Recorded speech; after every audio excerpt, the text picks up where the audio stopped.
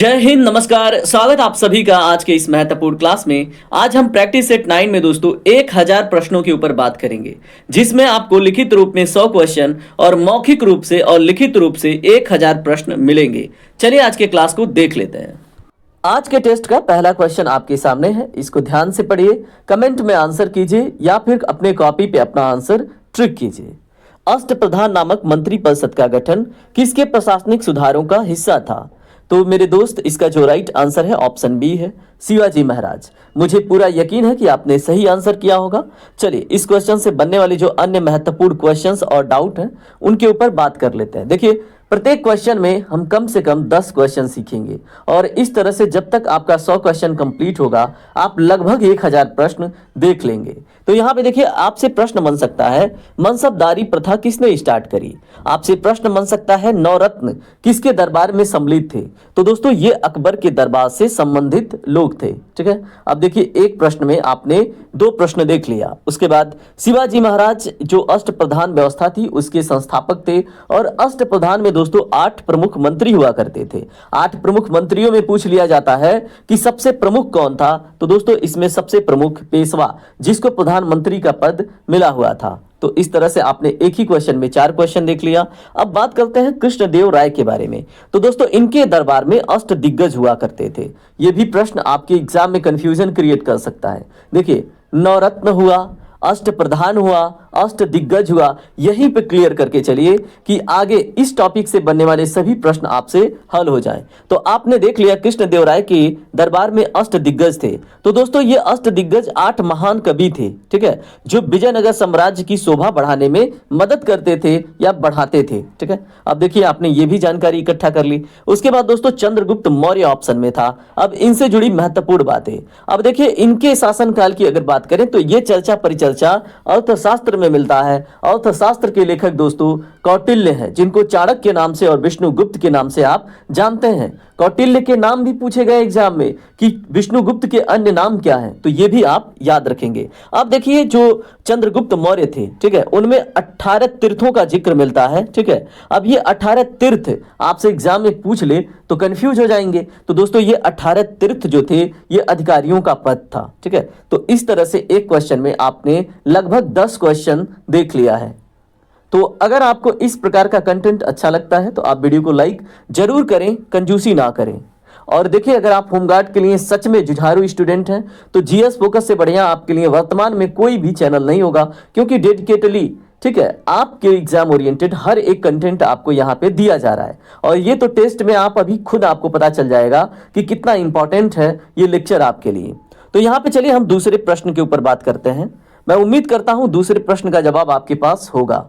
भारतीय संविधान का कौन सा अनुच्छेद अस्पृश्यता का अंत, एबोलिशन ऑफ अनटचेबिलिटी सुनिश्चित करता है? जैसे छुआछूत की जो बात है, जैसे होता है ना कि नीच जात, उच्च जात, हीन भावना रखते हैं, उसके साथ गलत बर्ताव करते हैं, ठीक है, उसके विरुद्ध में उस व्यक्ति को संरक्षण किस अनुच्छेद के अंतर्गत प्राप्त है? ऐसा प्रश्न आपसे पूछा गया है। तो दोस्तों आपको राइट आंसर पता होना चाहिए। अनुच्छेद 17 में ये बातें लिखी गई हैं। अब यहाँ पे देखिए इससे जुड़ी जो महत्वपूर्ण पॉइंट्स हैं, देखिए अनुच्छेद 14 के बारे में जब भी प्रश्न बने तो आप याद रखेंगे विधि के समक्ष समानता की बात करता है। ठीक है, और ये जो कानून है, इस कानून के नजर में सब एक समान है, लेकिन कुछ अपवाद भी है। अपवाद क्या है? राज्यपाल का पद, राष्ट्रपति का पद, अगर संसद का सत्र चल रहा है तो संसद में सम्मिलित जो सांसद हैं उनको विशेषाधिकार मिला हुआ है। अगर मैं बात करूं किसी अन्य विदेश का, यानी किसी अन्य देश का जो अपने वहां डिप्लोमेट्स है, यानी कि जो एम्बेसडर है, उसको विशेषाधिकार मिला हुआ है। तो यहाँ पे कुछ अपवाद भी आप याद रखेंगे। देखिए एक ही प्रश्न में आपने 3-4 प्रश्न देख लिया। उसके बाद अनुच्छेद 17 की बात तो मैंने आपसे कर ली है। अनुच्छेद 21 की बात करें तो दोस्तों प्राण एवं दैहिक स्वतंत्रता की बात करता है, जीवन का अधिकार की बात करता है, गरिमा में जीवन की बात करता है, राइट टू एजुकेशन की बात करता है, राइट टू इन्वायरमेंट की बात करता है, राइट टू प्राइवेसी की बात करता है, यहाँ पे right to dignity of life की बात करता है। तो ये सब कुछ आर्टिकल 21 है। और सबसे महत्वपूर्ण बात, अगर आप किसी के साथ प्रेम में हैं और स्वतंत्र रूप से शादी करना चाहते हैं, तो दोस्तों ये आर्टिकल 21 ही है जो आपको सपोर्ट करता है। तो ये भी आप याद रखेंगे, एग्जाम में पूछा हुआ प्रश्न है, यूपीएससी 2020 का क्वेश्चन है। तो ये सभी महत्वपूर्ण प्रश्न आपके एग्जाम में बहुत ही ज्यादा आपको मदद करेंगे। अनुच्छेद 32 दोस्तों सबसे महत्वपूर्ण अनुच्छेद है पूरे संविधान का, क्योंकि इसे डॉक्टर भीमराव अंबेडकर संविधान की आत्मा कहते हैं। अनुच्छेद 32 को क्यों कहते हैं? क्योंकि अगर आपके मौलिक अधिकारों का हनन होता है तो आप सीधे सुप्रीम कोर्ट जा सकते हैं। अनुच्छेद 32 के अंतर्गत जो सुप्रीम कोर्ट है, रीट जारी करने का उसके पास अधिकार है, 5 रीट जारी होते हैं। तो ये भी बात आपको याद रखना है, बहुत ही महत्वपूर्ण अनुच्छेद हो जाता है। तो आपने 2 क्वेश्चन के माध्यम से 20 क्वेश्चन से अधिक क्वेश्चन देख लिया है, ठीक है। और अगर आप सच में एक इंटेलेक्चुअल पर्सनालिटी हैं, एक बुद्धिमान स्टूडेंट हैं, तो आप इस इफर्ट को जरूर सपोर्ट करेंगे और इस डेडिकेशन को जरूर सपोर्ट करेंगे जो मेरा आपके सिलेक्शन को लेकर है। तो आप अपने सिलेक्शन को लीजिए और आपके लिए मैं ऐसे ही वैल्यूएबल कंटेंट देता रहूंगा, एक्सप्लेन करता रहूंगा, ठीक है। और मेरी दी गई किसी भी जानकारी के ऊपर आप संदेह मत करना, एकदम जो बोलूं वही आप धारण करना। चलिए बात करते हैं अगले प्रश्न पे। अगला प्रश्न देखिए आपसे क्या पूछा गया है। प्रसिद्ध हम्पी के जो खंडहर हैं किस मध्यकालीन साम्राज्य की राजधानी थे ये? तो बताइए इसका राइट आंसर क्या है? तो दोस्तों ये विजयनगर साम्राज्य से संबंधित थे, ठीक है।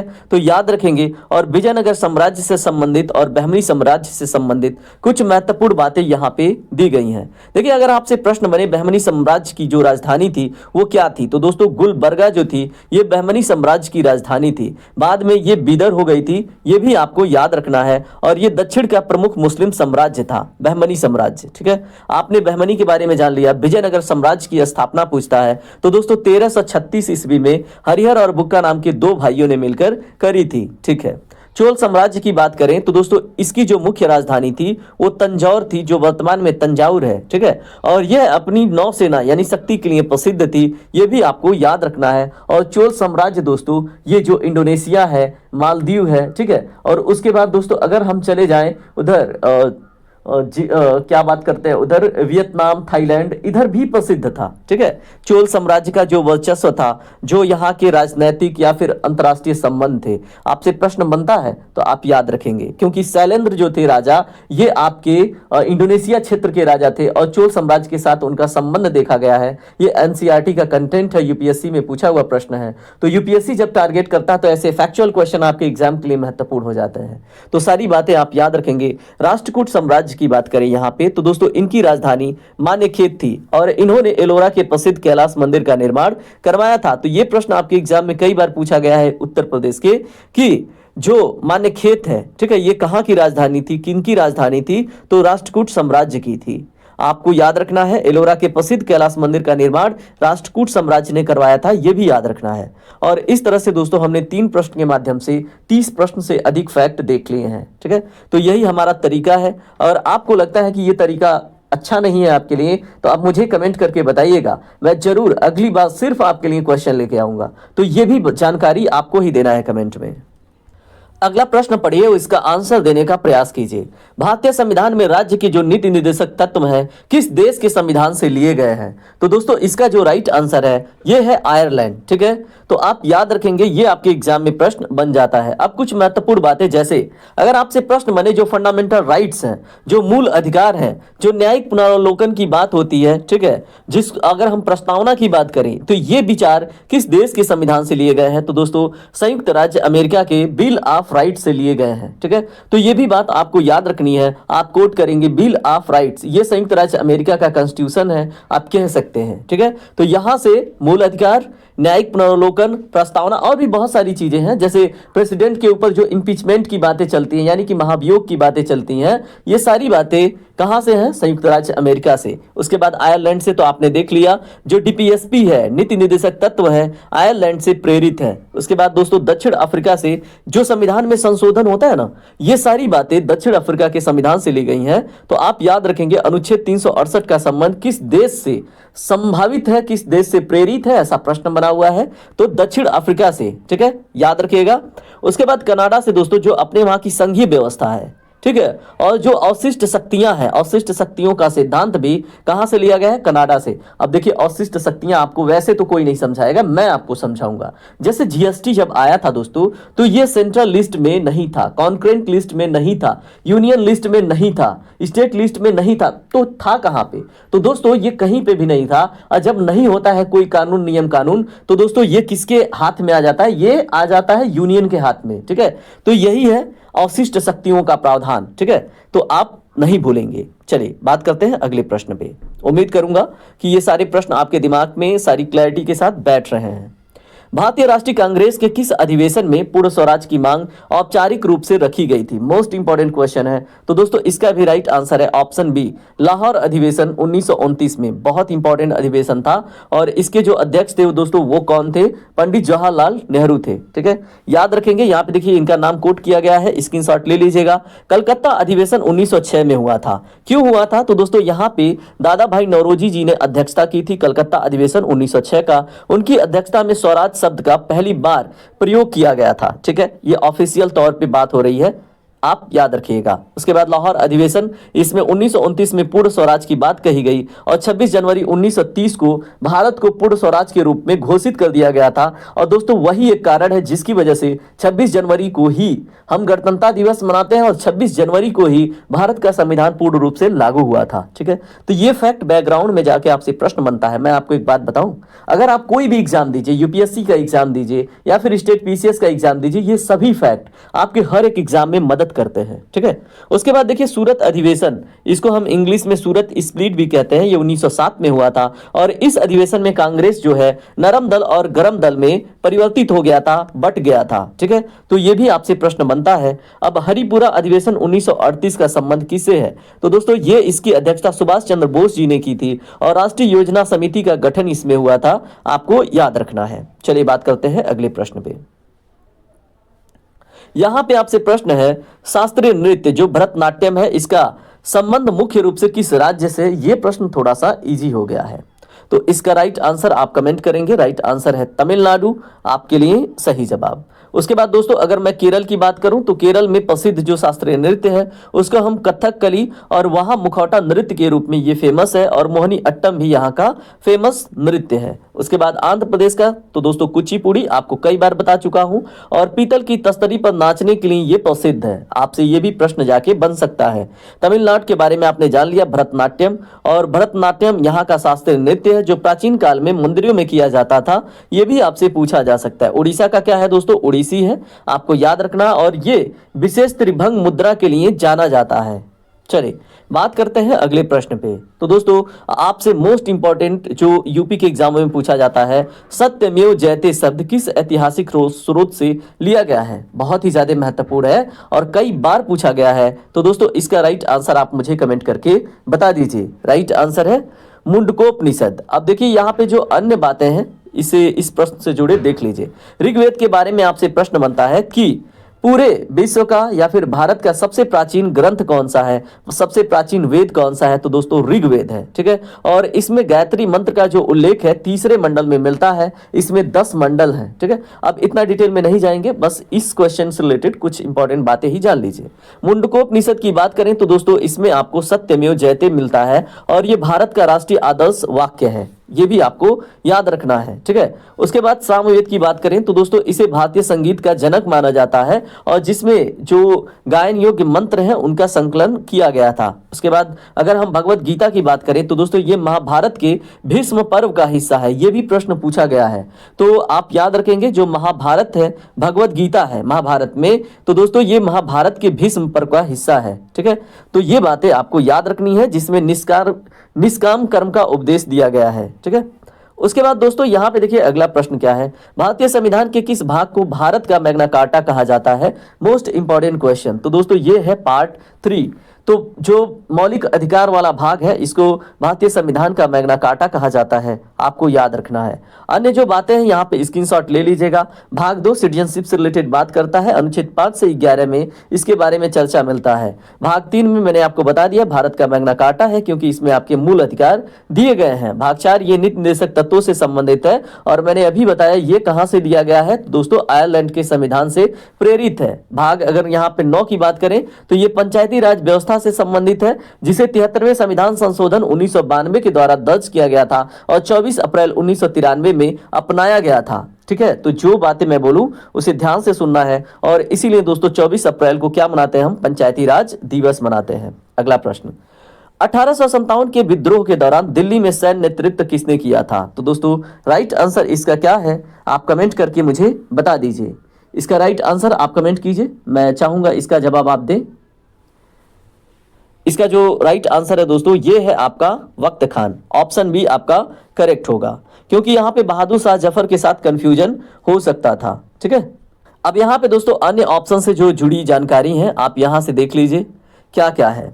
देखिए, बहादुर शाह जफर ये विद्रोह के औपचारिक नेता थे, आपको पता होना चाहिए, जिन्हें विद्रोहियों ने क्या कहा कि आप भारत के सम्राट बन जाइए, इनको घोषित कर दिया। ठीक है, उसके बाद जो वक्त खान थे, इन्होंने दिल्ली में विद्रोह का वास्तविक सैन्य नेतृत्व किया था और सेना को संगठित करने का कार्य किया था। कुंवर सिंह, इन्होंने बिहार में 80 वर्ष की उम्र में अंग्रेजों के खिलाफ मोर्चा संभाला था, इन्होंने बहुत बड़ी योगदान दी थी। कुंवर सिंह ने अपना हाथ काट के फेंक दिया, गोली लग गई थी, बेचारे मर गए एक युद्ध में, और यही 1857 विद्रोह के दौरान ही उसके बाद अमर सिंह ने बिहार का नेतृत्व किया था। ये बातें आपसे एग्जाम में पूछी जाती हैं। ठीक है, तात्या टोपे जो है ये ग्वालियर और कानपुर में इन्होंने छापामारी युद्ध नीति से अंग्रेजों को कड़ी टक्कर दी थी, आपको याद रखना है। और तात्या टोपे किसके दोस्त थे आप मुझे कमेंट करके बता दीजिएगा।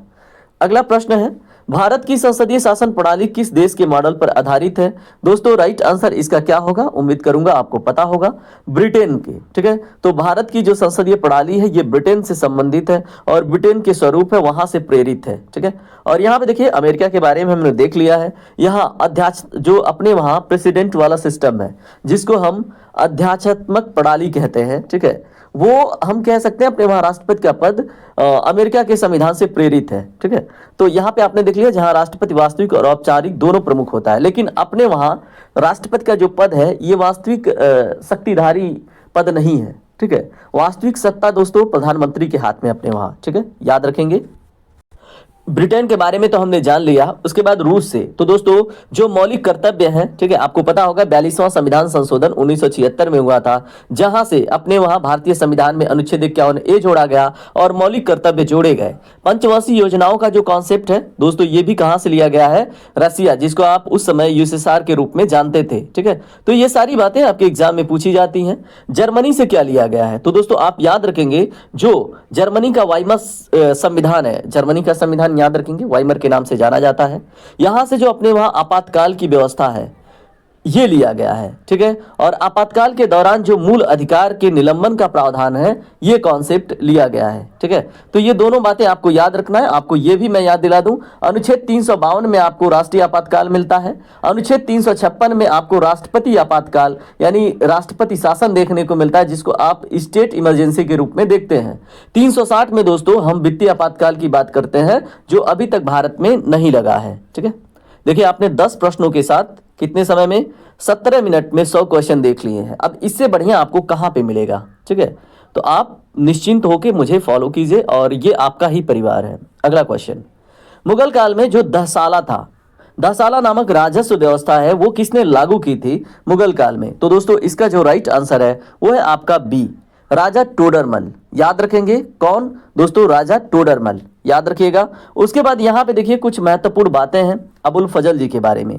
इन्होंने अकबरनामा लिखा था और आईने अकबरी की रचना की थी। किसने? अबुल फजल ने। ठीक है, और जो अकबर के समय के इतिहास हैं ये राजा टोडरमल के बारे में आपने जान लिया। ये अकबर के वित्त मंत्री के रूप में इन्होंने दहसाला राजस्व प्रणाली विकसित की थी, ये भी आपको याद रखना है। ठीक है, तो ये किसके वित्त मंत्री थे? अकबर के। ठीक है, उसके बाद मान सिंह की बात करें तो दोस्तों ये अकबर के प्रधान सेनापति थे।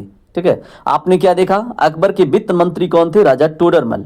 अकबर के जो प्रधान सेनापति थे वो कौन थे? मान सिंह, ठीक है, जिन्होंने हल्दी घाटी जैसे जो महत्वपूर्ण युद्ध थे उसका नेतृत्व किया था। उसके बाद बिरबल की बात करें तो दोस्तों ये अकबर के सलाहकार थे और ये दिन ए इलाही धर्म स्वीकार करने वाले एकमात्र हिंदू थे। ये भी बात आपको याद रखना है, ठीक है।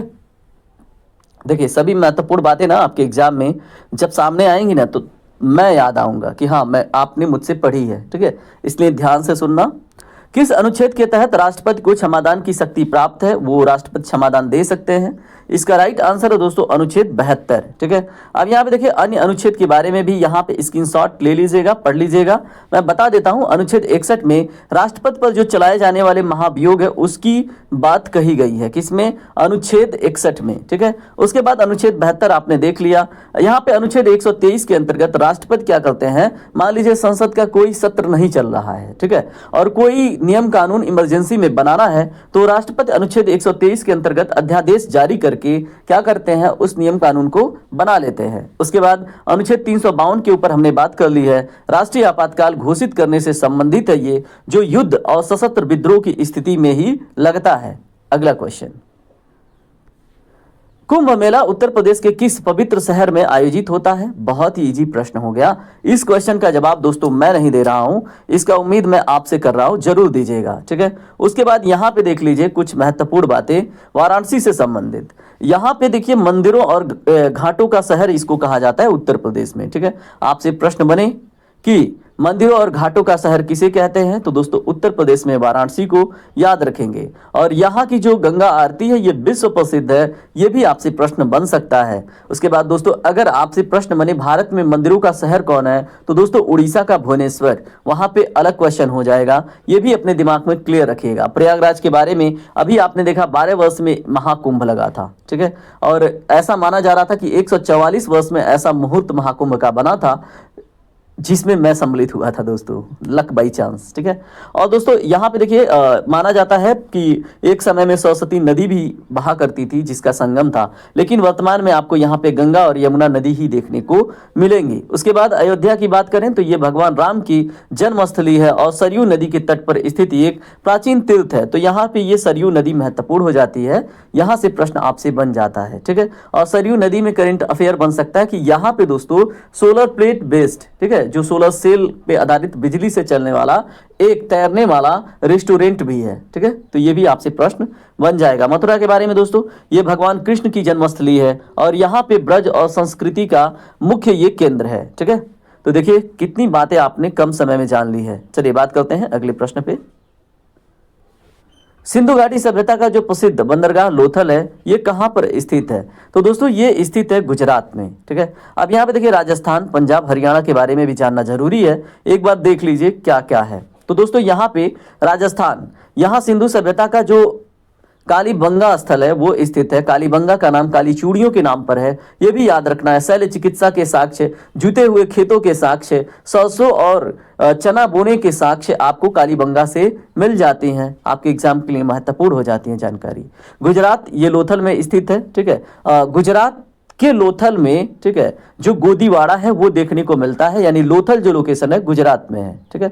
और गुजरात में दोस्तों एक सुरकोतरा नाम का लोकेशन भी है। वहां से प्रश्न बन जाता है कि घोड़े का जो साक्ष्य है, घोड़े के जबड़े का साक्ष्य है, वो कहाँ से मिलता है? वो गुजरात के सुरकोतरा से मिलता है। आपको पता होगा, मैं याद दिला रहा हूँ, ठीक है। और लोथल से दोस्तों हाथी दांत के पैमाने मिले हैं। लोथल से दोस्तों मिस्र के साथ भारत के या सिंधु घाटी सभ्यता के संबंध मिले हैं। कैसे? क्योंकि लोथल में ही दोस्तों मम्मी का मॉडल मिला है। लोथल में ही दोस्तों आपको एक चीज और मिला है, वो क्या है? दो मुहा राक्षस वाले मुहर का साक्ष्य। और ये दोस्तों दो मुहा राक्षस वाला मुहर का जो चलन था ये फारस की खाड़ी में था।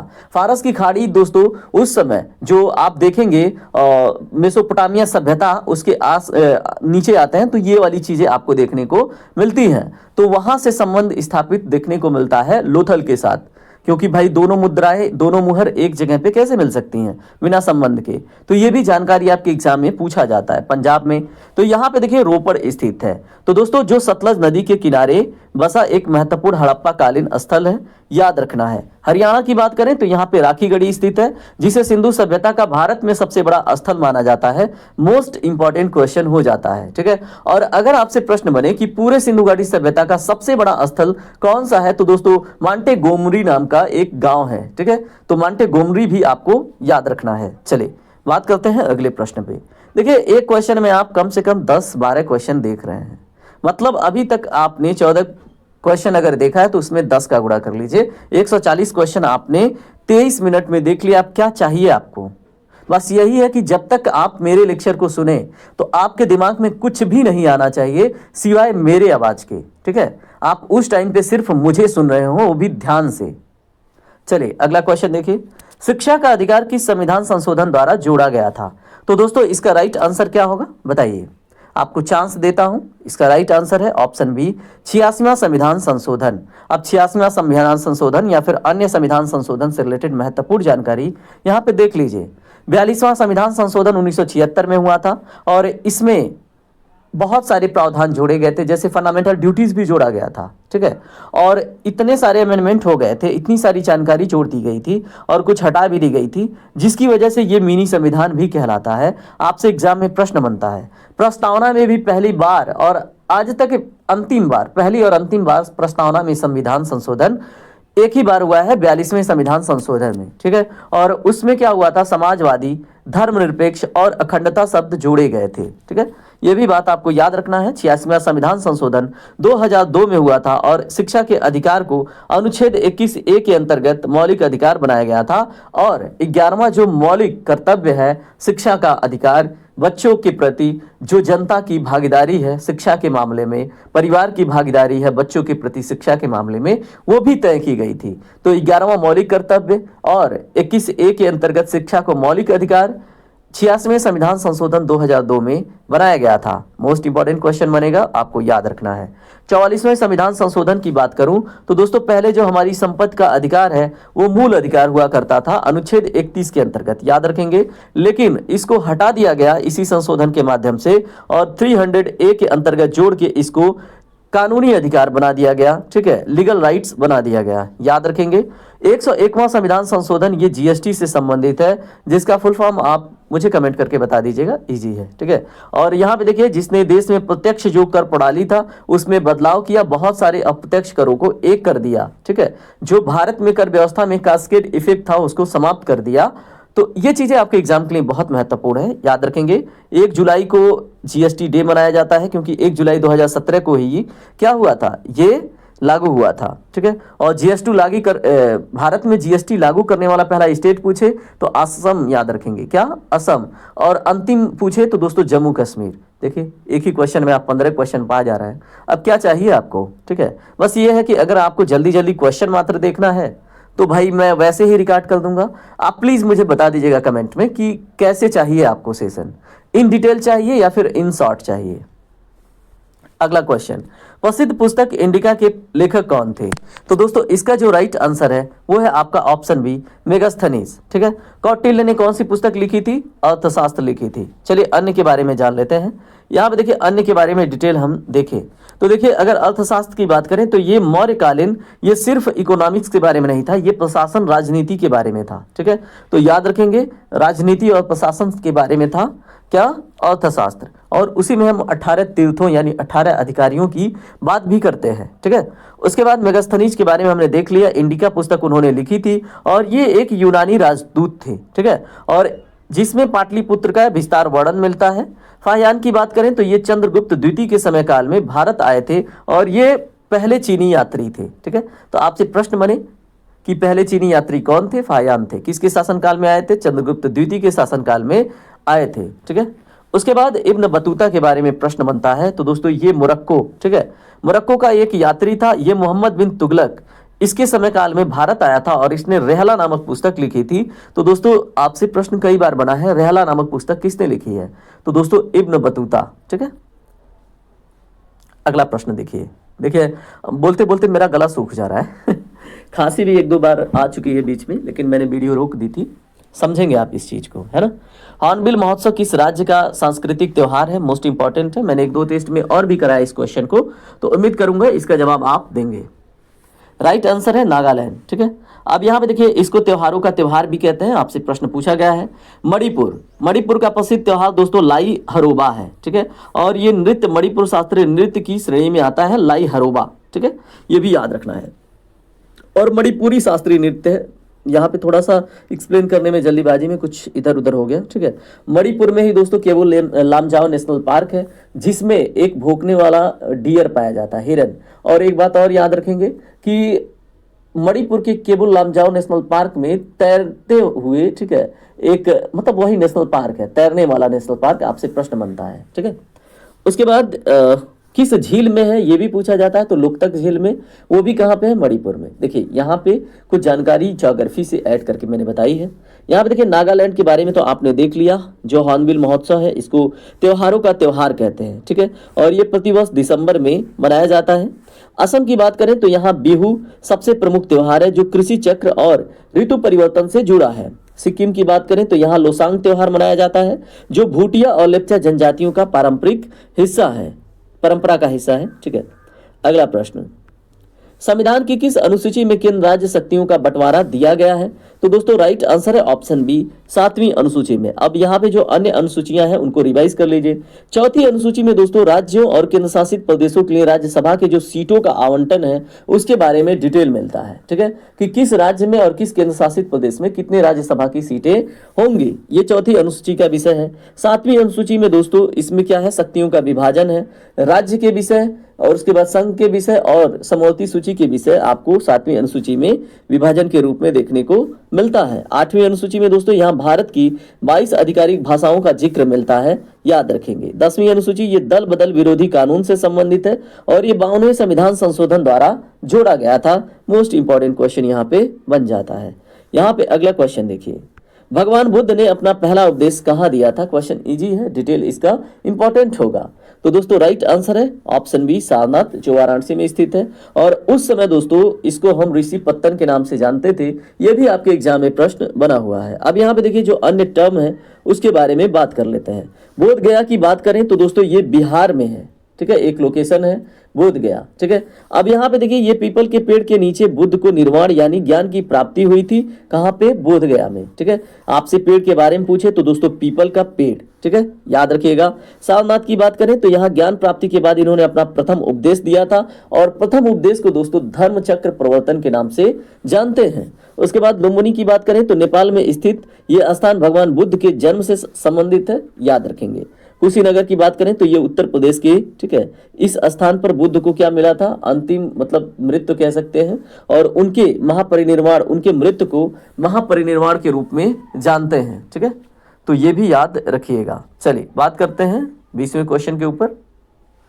भारतीय संविधान का अंतिम व्याख्याकार और रक्षक कौन है, वेरी वेरी इंपॉर्टेंट क्वेश्चन हो जाता है ये, ठीक है।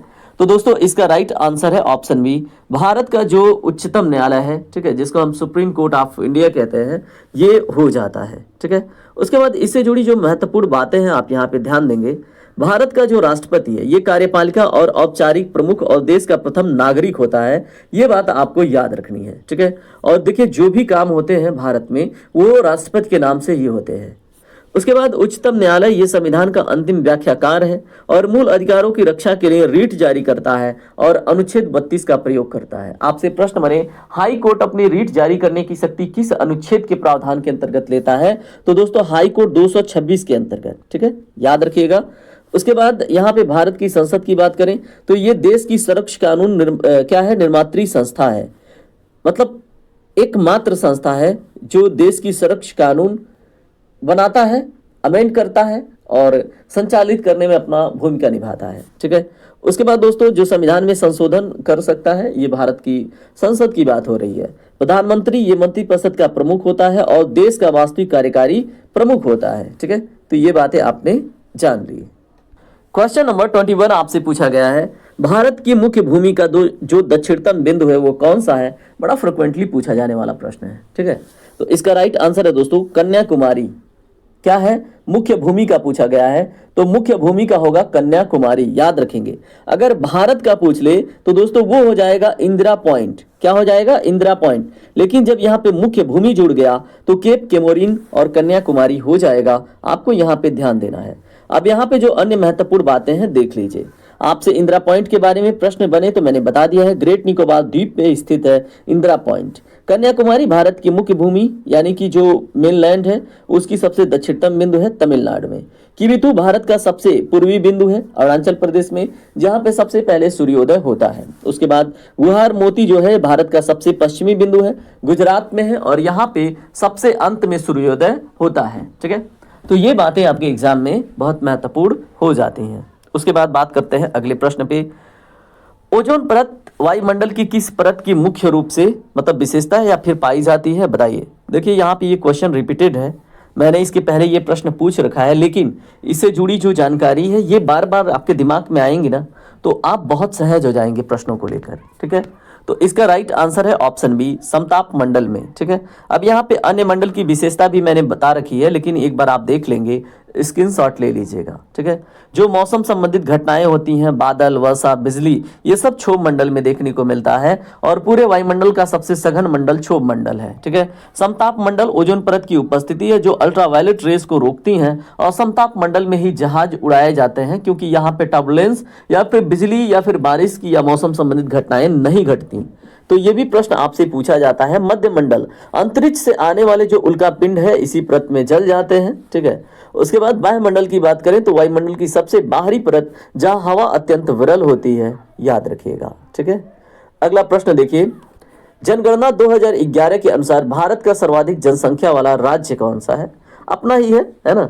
और ऐसा मत सोचिए कि ऐसे प्रश्न नहीं पूछे जाएंगे भाई, स्टेट पीसीएस में प्रश्न बना था कि भारत में, ठीक है, किस राज्य का जनसंख्या घनत्व सर्वाधिक है, और वो पेपर आरओ का था। ठीक है, और उसमें आरओ ने मिस्टेक कर रखा था, उसने उत्तर प्रदेश का दे दिया था, जबकि बिहार का जनसंख्या घनत्व सर्वाधिक है। ठीक है, अगर आप ऐसे एग्जामों को भी देखते हैं तो आपको पता होगा। देखिए मैं हर एक स्तर के एग्जाम को देख रहा हूँ, यूपीएससी को भी देख रहा हूँ, स्टेट पीसीएस को भी देख रहा हूँ, और जो महत्वपूर्ण फैक्ट मुझे लगते हैं मैं डेफिनेटली एक्सप्लेन करता हूँ। ठीक है, और आपके पुलिस एग्जाम को मैं 2-3 साल पहले से ही चेंज कर रहा हूँ, देख रहा हूँ किस लेवल का क्वेश्चन बन रहा है, तो मुझे अनुमान है कि आपके एग्जाम के क्वेश्चन का स्तर मैक्सिमम कितना जा सकता है। ठीक है, तो आप जो मैं बताऊं उसे ध्यान से सुना करें।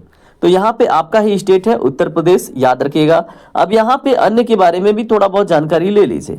महाराष्ट्र भारत का दूसरा सबसे अधिक जनसंख्या वाला राज्य है। ये प्रश्न अगर बन जाए ना तो बहुत सारे बच्चे फेल हो जाएंगे। ठीक है, इस क्वेश्चन को करने में, क्योंकि नहीं पता होता है। ठीक है, अगर यहाँ पे महाराष्ट्र की बात करें क्षेत्रफल के दृष्टिकोण से तो भी फेल हो जाएंगे, क्योंकि ये क्षेत्रफल के दृष्टिकोण से तीसरे स्थान पे आता है।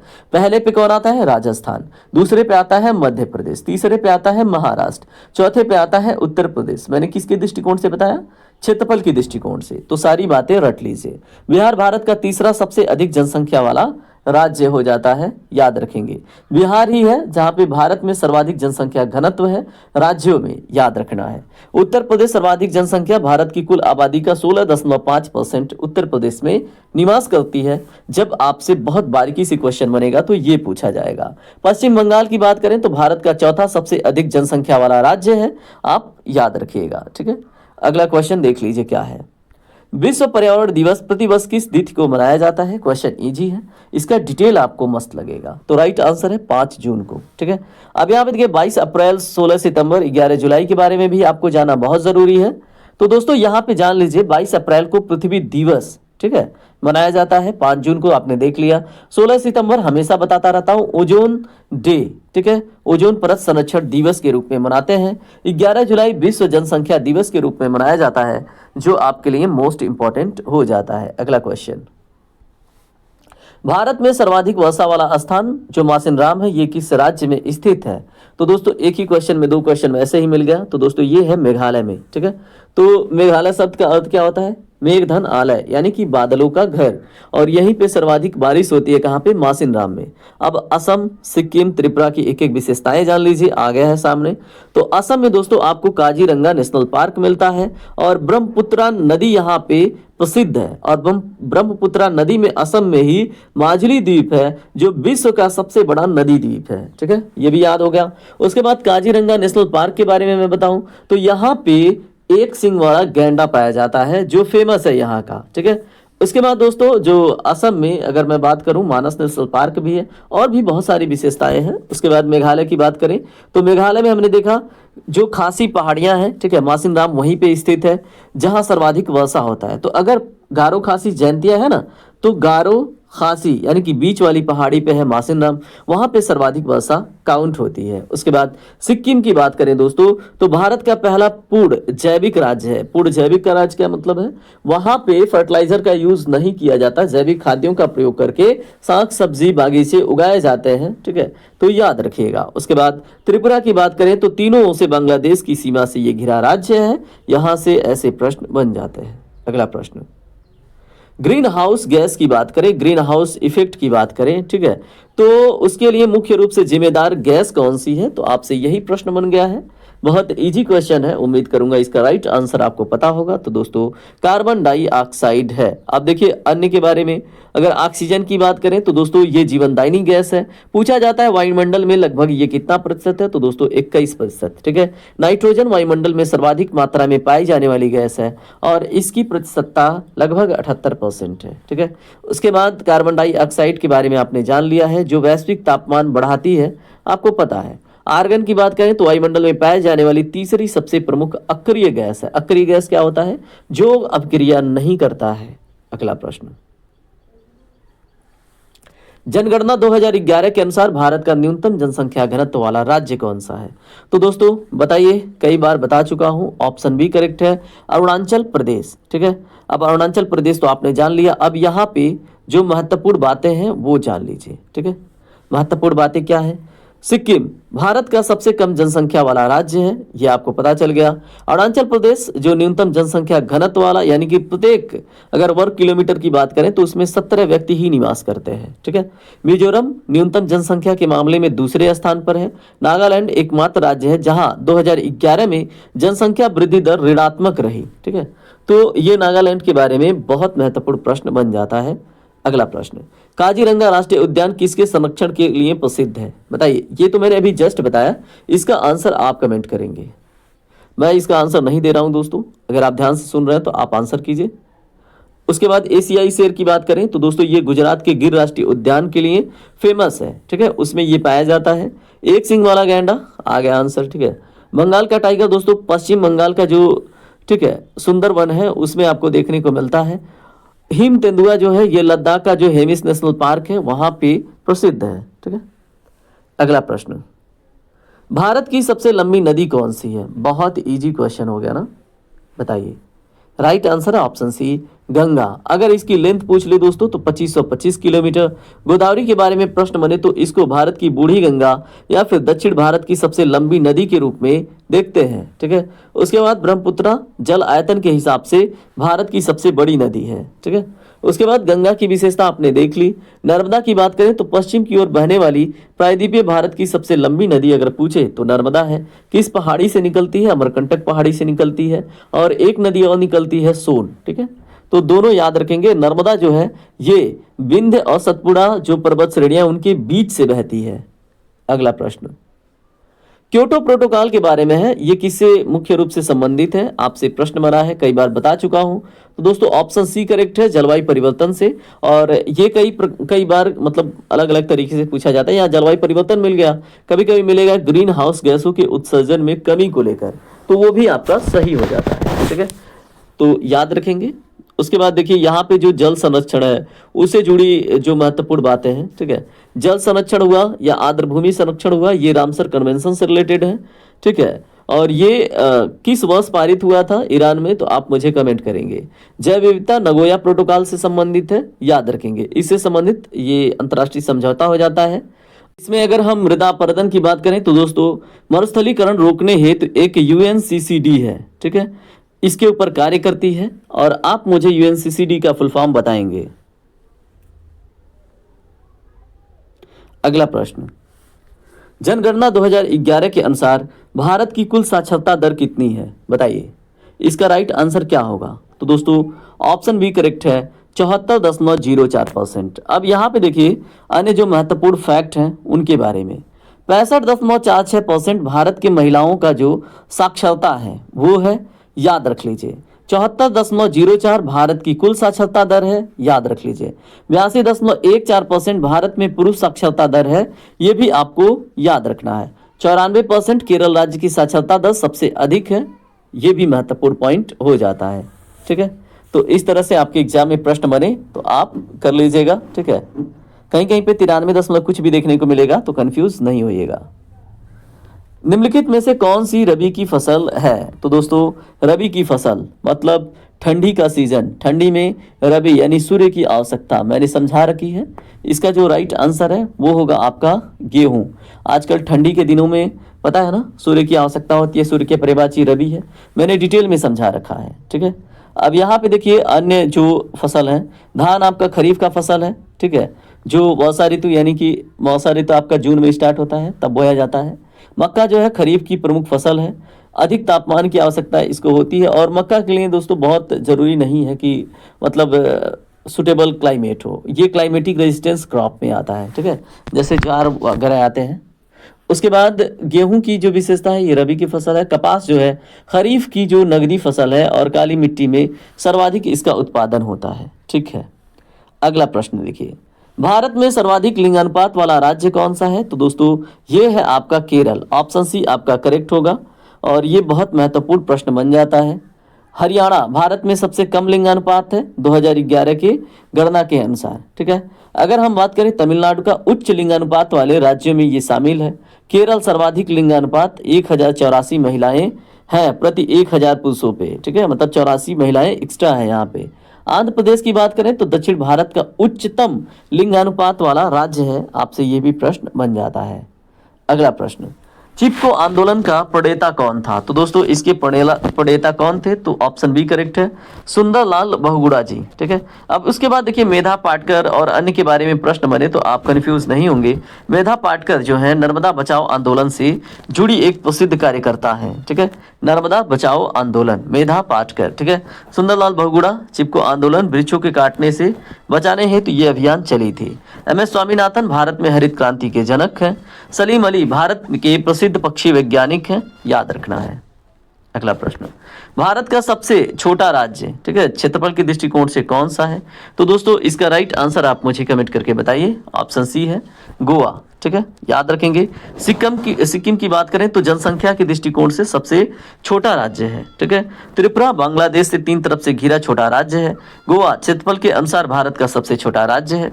नागालैंड म्यांमार सीमा पर स्थित छोटी पहाड़ी राज्य है। ठीक है, छोटा पहाड़ी राज्य है, याद रखना है। अगला प्रश्न, क्षेत्रफल की दृष्टि से भारत का विश्व में कौन सा स्थान है? बहुत इजी क्वेश्चन है, आपसे प्रश्न पूछा गया एग्जाम में, तो आप बताइए।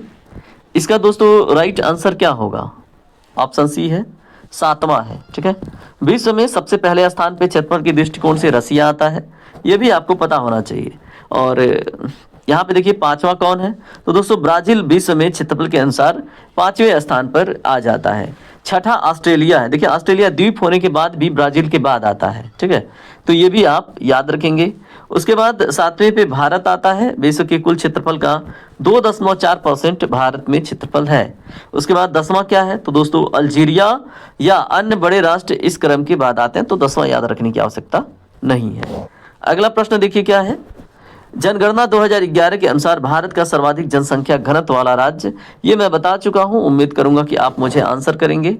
देखिए पश्चिम बंगाल की बात करें 2001 में शीर्ष पर था। ठीक है, अब ये दूसरे स्थान पर है, याद रखेंगे। उत्तर प्रदेश जनसंख्या में प्रथम है लेकिन घनत्व में चौथे स्थान पर है।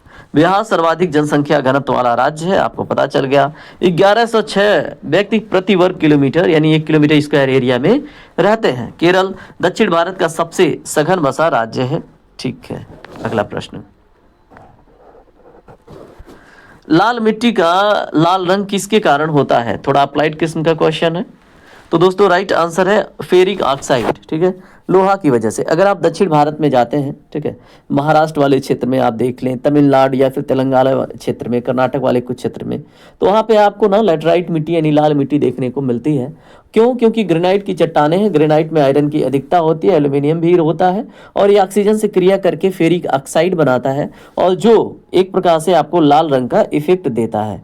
और यही कारण है दोस्तों, मंगल जो ग्रह है ना, वो भी लाल दिखता है, ये भी याद रखना है। देखिए कितनी बातें आपने जान ली। उसके बाद देखिए, इसे पोटास की बात करें तो जलोढ़ मिट्टी में इसकी प्रचुरता पाई जाती है, ठीक है। तो जलोढ़ मिट्टी में किसकी प्रचुरता पाई जाती है? पोटास की। जलोढ़ मिट्टी जो नदियां बहा के लाती हैं, जैसे गंगा के गैंगेटिक प्लेन में जो मिट्टियां हैं, ठीक है। उसके बाद मैग्नीशियम काली मिट्टी में प्रचुर मात्रा में पाई जाती है। काली मिट्टी कपास की खेती के लिए बहुत उपयुक्त मानी जाती है। उसके बाद फेरिक ऑक्साइड आपने जान लिया है। ह्यूमस, मिट्टी के ऊपर परत में जो जैविक खाद होता है, जिसको हम ओ लेयर, यानी कि जब हम सॉइल हॉरिजन प्रोफाइल देखते हैं तो ओ लेयर जो होता है ना, उसमें ह्यूमस की मात्रा आपको अच्छी खासी देखने को मिलती है। उसके बाद ये स्ट्रेटम होता है, ई होता है, लेकिन इतना डिटेल में आपसे नहीं पूछा जाएगा, ठीक है, नहीं तो मैं डिटेल में बताता। अगला प्रश्न देखिए क्या है।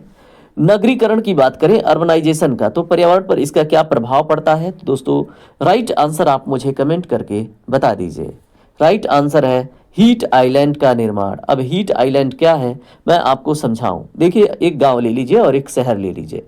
आप देखेंगे शहर में सारे रोड मकान सब पक्के हैं, और जिसकी वजह से सूर्य का जो प्रकाश आता है वो वापस रिफ्लेक्ट होकर रिटर्न जाता है। और आपको ये भी पता है शहरों में बहुत सारा कार्बन डाइऑक्साइड गाड़ियों से, फैक्ट्रियों से निकलता है, जो वायुमंडल में रहता है।